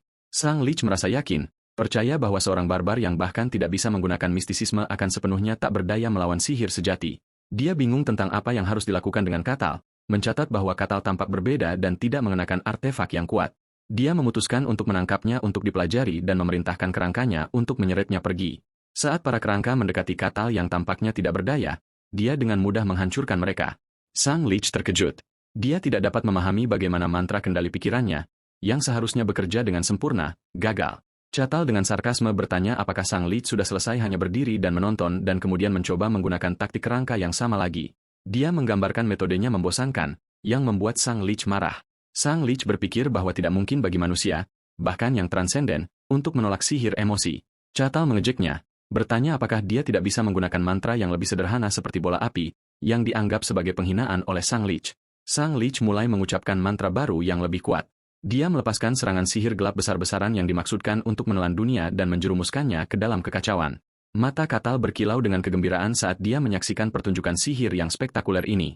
Sang Lich memerintahkan agar Catal dimakan dan serangan itu benar-benar menelan Catal.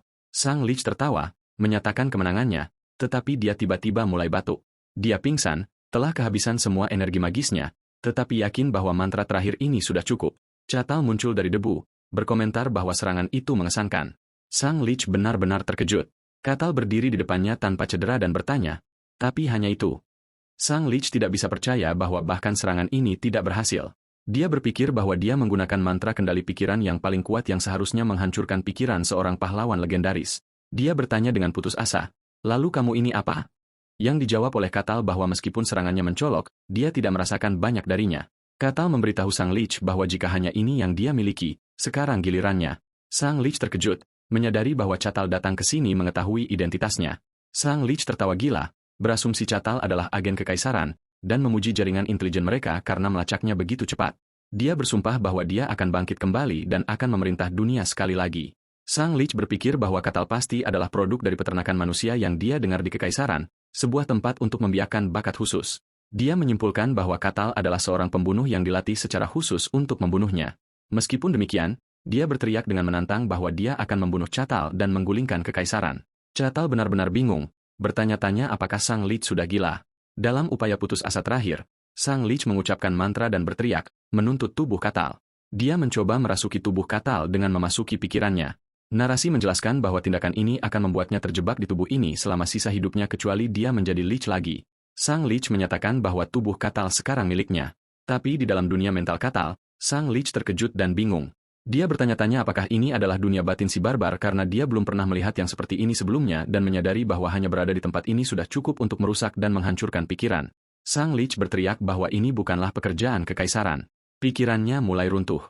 Di luar, Catal berdiri dalam kebingungan total. Dia berpikir bahwa Sang Lich menggumamkan beberapa kata dan kemudian tiba-tiba pingsan. Dia kecewa. Meskipun aura gelap Lich sangat mengesankan, hanya itu saja, dan dia menantikan untuk melihat sihirnya. Dia menyimpulkan bahwa Lich di dunia ini tidak begitu kuat. Catal memutuskan untuk mengambil hadiahnya, memperhatikan tongkat Lich yang bersinar. Dia mengambil tongkat itu, bertanya-tanya apakah itu membantu dalam rapal mantra dan apakah dia bisa menggunakan sihir jika dia menyimpannya. Dia memutuskan untuk merahasiakan penemuan ini. Dia kemudian melihat sebuah vas dan bertanya-tanya apakah itu adalah bejana kehidupan Lich. Dia memutuskan untuk membawanya ke Rosa untuk dinilai, tetapi dia merasa ada sesuatu yang masih hilang. Dia melihat sesuatu yang aneh di depannya yang terlihat seperti gerbang. Bertanya-tanya apakah ada ruang tersembunyi, dia menekan sebuah mekanisme di singgasana, dan sebuah suara menjawab, jawaban yang benar. Sebuah lorong rahasia terbuka yang mengungkapkan ruang pengorbanan tersembunyi dari Lich Cards. Dia bertanya-tanya siapa orang-orang di dalam dan dari mana mereka berasal. Orang-orang di dalam ruangan bereaksi dengan terkejut dan ketakutan saat melihatnya. Catal bertanya-tanya apa yang harus dia lakukan dengan mereka dan untuk saat ini memutuskan untuk kembali ke wilayah tersebut. Dia percaya bahwa begitu dia menjelaskan situasinya, mereka mungkin akan mengirim seseorang untuk mengurusnya. Setelah kembali ke guild tentara bayaran, Rosa menyambutnya, mencatat bahwa dia kembali lebih awal hari ini. Catal membenarkan bahwa ada sesuatu yang terjadi. Dia memberitahunya bahwa itu tentang permata yang dia tunjukkan padanya sehari sebelumnya. Rosa berpikir dia bercanda tentang menemukan Lich, tetapi Catal menegaskan bahwa dia tidak bercanda. Rosa masih skeptis, bertanya-tanya mengapa salah satu dari 5 Lich di dunia akan muncul di tempat terpencil seperti itu. Untuk membuktikan maksudnya, Catal mempersembahkannya sebuah pot keramik, mengatakan dia percaya itu adalah bejana kehidupan Lich, dan memintanya untuk menilainya. Rosa terkejut, menyadari dia tidak bercanda. Catal menambahkan bahwa ada beberapa orang di dalam tempat persembunyian Lich. Dia menyebutkan bahwa dia berpikir untuk membawa mereka, tetapi jiwa mereka sudah pergi, jadi dia meninggalkan mereka untuk saat ini, menyatakan harapan bahwa guild akan mengirim seseorang untuk menangani situasinya. Rosa mulai menghubungkan titik-titik, mengingat hilangnya orang-orang yang berulang baru-baru ini di wilayah itu, dan menyadari bahwa orang-orang ini kemungkinan adalah korban Lich. Dia panik dan mengatakan dia akan segera memanggil seseorang. Sesaat kemudian, Kapten penjaga tiba, berteriak dan bertanya tentang Lich, dan Catal menyambutnya dengan tenang. Catal meyakinkan Kapten bahwa semuanya telah diurus dan itu bukan masalah besar. Ketika Kapten bertanya tentang identitas Lich dan menyebut nama Charto Prioris Chassis, Catal membenarkan nama itu terdengar familiar. Kapten segera mengenali nama itu, menjelaskan bahwa Charto adalah seorang penyihir yang membalikan dunia 100 tahun yang lalu, menyebabkan kekacauan besar dengan sihir manipulasi emosinya. Dia menambahkan bahwa dia membuat para raja gila dan menjatuhkan 5 kerajaan. Catal menjelaskan bahwa Lich tidak begitu mengesankan dan bahwa dia menghancurkan dirinya sendiri saat melakukan sesuatu yang aneh. Kapten merasa sulit untuk percaya bahwa seorang penyihir legendaris seperti Chartos menghancurkan dirinya sendiri dan meminta Catal untuk penjelasan yang lebih jelas. Catal mengatakan dia tidak banyak yang bisa ditambahkan. Kapten memutuskan dia harus segera melapor kepada Tuan. Kemudian, Tuan dan Kapten membahas situasinya. Tuan menyatakan kebingungannya tentang Lich yang berada di dekat wilayah itu. Dia bertanya-tanya apakah itu bisa menjadi jenis monster lain, tetapi Kapten menepisnya berdasarkan kesaksian para korban yang diselamatkan dan keberadaan bejana kehidupan sebagai bukti. Tuan mempertimbangkan keseriusan memiliki bejana kehidupan Lich di dekat wilayah itu. Itu adalah situasi yang sangat berbahaya sehingga Kekaisaran akan mengirimkan penyelidik, dan ini sangat mengkhawatirkan karena Sword Master Chain tidak ada di wilayah itu. Sang Lord menganggap seluruh situasi ini sebagai masalah besar. Dia memerintahkan seorang utusan untuk bersiap dikirim ke kerajaan, tetapi merasa mereka agak beruntung. Kapten penjaga setuju, mencatat bahwa jika bukan karena barbarian yang menemukan Lich, wilayah mereka akan menjadi korban pertama. Sang Lord menyimpulkan bahwa Chartos, Lich tersebut, kemungkinan sedang mempersiapkan kebangkitannya. Dia menyimpulkan bahwa situasi ini sama sekali tidak normal. Sang Lord mengatakan bahwa perbuatan sebesar itu pantas mendapatkan hadiah yang berharga, tetapi dia ragu apakah wilayahnya dapat menawarkan hadiah yang sesuai. Keesokan harinya, seorang pelayan yang panik membangunkan Lord dari tidurnya. Pelayan tersebut memberitahunya tentang kedatangan Lady Aqua, Inkuisitor heretik dari Dewa Matahari, yang mengejutkan Lord. Dia bertanya-tanya dengan bingung mengapa dia datang ke sini. Inkuisitor heretik muncul dengan segala keagungannya. Sang Lord dengan gugup menyambutnya dan memperkenalkan dirinya. Dia berterima kasih atas keramahannya. Dia memperkenalkan dirinya sebagai Aqua, Inkuisitor heretik dari Dewa Matahari, dan disebutkan bahwa dia adalah yang termuda yang pernah memegang gelar ini. Diceritakan bahwa dia telah mengeksekusi 7 penyihir dan sendirian menghentikan ritual skala besar. Dia saat ini adalah Inkuisitor heretik paling kuat di benua itu, memegang otoritas yang melampaui otoritas Lord. Bahkan Kekaisaran tunduk pada perintah Dewa Matahari di hadapannya. Sang Lord kembali bertanya-tanya tentang alasan kehadirannya. Aqua mencatat bahwa wilayah tersebut baru-baru ini berisik. Sang Lord menjelaskan bahwa masalah kecil terjadi di sebuah dungeon dan telah diselesaikan, menyimpulkan bahwa kunjungannya bukan karena Lich. Ketika dia menanyakan alasan kunjungannya, dia mengatakan dia datang untuk berbicara tentang ramalan, tetapi dia menambahkan bahwa sebelum dia memberitahu rincian ramalan itu, dia ingin mengkonfirmasi apa yang terjadi di wilayah itu terlebih dahulu. Sang Lord bertanya dengan cemas apakah yang dia maksud adalah barbarian dan Lich. Dia membenarkannya dan menambahkan bahwa Lich itu kemungkinan adalah Curtos Prorus Chassis. Sang Lord terkejut bahwa dia tahu dan Aqua memberitahunya bahwa konfirmasinya ada di sini. Dia memberinya wadah kehidupan Lich Chartos. Aqua terlihat sangat terkejut saat melihat wadah kehidupan itu. Dia bertanya apakah barbarian itu masih ada di wilayah tersebut. Sang Lord membenarkan bahwa dia masih tinggal di sana. Aqua bertanya-tanya apakah mungkin barbarian itu mengalahkan Chartos. Sang Lord menjawab bahwa itu mungkin.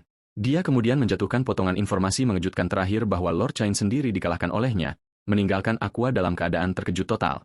Aqua menyimpulkan bahwa sosok kuat baru telah muncul dan bertanya tentang suku barbarian ini. Lord Barkin memberitahunya bahwa dia mengaku berasal dari dataran salju putih dan Aqua terkejut. bertanya-tanya bagaimana sesuatu dari alam iblis bisa muncul di dunia luar. Dia berpikir bahwa barbarian ini mungkin adalah alasan dia datang ke sini. Dia meminta untuk bertemu dengan barbarian itu secara pribadi. Sementara itu, Catal merenungkan tongkat Lich, yang dia yakini adalah alat untuk mendukung sihir dan memutuskan dia akan bertanya kepada para penyihir tentangnya nanti. Kemudian dia menyadari sudah waktunya untuk sesuatu. Kapten penjaga tiba dan memberitahunya bahwa Inquisitor heretik dari Dewa Matahari telah meminta untuk bertemu dengannya di gereja. Kapten memintanya untuk menunjukkan rasa hormat yang pantas dan Catal menenangkannya. Catal bertemu Kapten di depan gereja yang terlihat gugup. Kemudian Catal mengumumkan bahwa mereka akan berangkat. Catal merenungkan keberadaan dewa di dunia ini dan bagaimana mereka terkadang menganugerahkan kekuatan mereka secara langsung atau turun sendiri. Dia berpikir bahwa gereja adalah tempat berkumpul bagi mereka yang melayani dewa. Catal terkesan dengan keindahan gereja Dewa Matahari. Kapten memberitahunya bahwa seseorang akan membimbingnya ke dalam dan berterima kasih padanya. Catal memasuki gereja yang megah dan disambut oleh 3 pendeta wanita berpakaian putih. Salah satu dari mereka memberitahunya bahwa Lady Aqua telah menunggunya dan akan mengantarnya ke ruangan itu. Catal bertemu Aqua, Inquisitor heretik dari Dewa Matahari. Dia memperkenalkan dirinya sebagai Catal si Barbarian dan mengungkapkan kegembiraannya bertemu dengannya. Aqua memperhatikan senyumnya dan bertanya-tanya tentang maknanya. Sementara Catal berpikir bahwa dia pasti sangat terampil, Catal menanyakan alasan dia dipanggil. Aqua menjelaskan bahwa itu menyangkut apa yang terjadi di Dungeon baru-baru ini, khususnya Chartos, Lich yang diklaim Catal telah dikalahkan. Dia menambahkan bahwa Chartos melakukan kejahatan besar di seluruh dunia dan bahwa setelah menjadi Lich, tidak ada yang bisa menghentikannya kecuali seorang pahlawan. Catal membenarkan bahwa dia telah mendengar itu, tetapi bersikeras bahwa Chartos yang dia lihat hanyalah Lich yang hancur dengan sendirinya. Dia mengklarifikasi bahwa dia hanya bisa menceritakan apa yang dia lihat. Aqua menyarankan agar dia mengizinkan Dewa Matahari yang dia layani untuk mengamati percakapan mereka.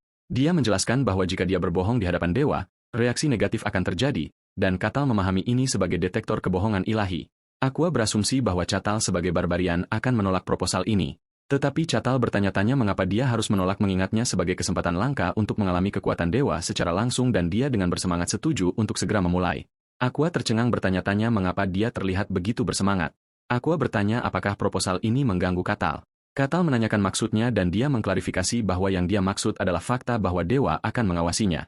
Catal bertanya-tanya mengapa ini akan mengganggu, menyatakan bahwa dia tidak menyembunyikan apapun karena dia tidak pernah berbohong. Aqua setuju untuk melanjutkan dan mulai berdoa.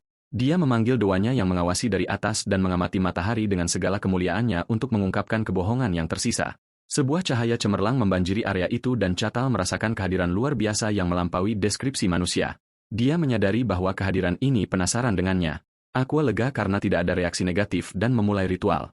Dia menyatakan bahwa mulai sekarang di dalam pilar cahaya ini, berbohong adalah terlarang.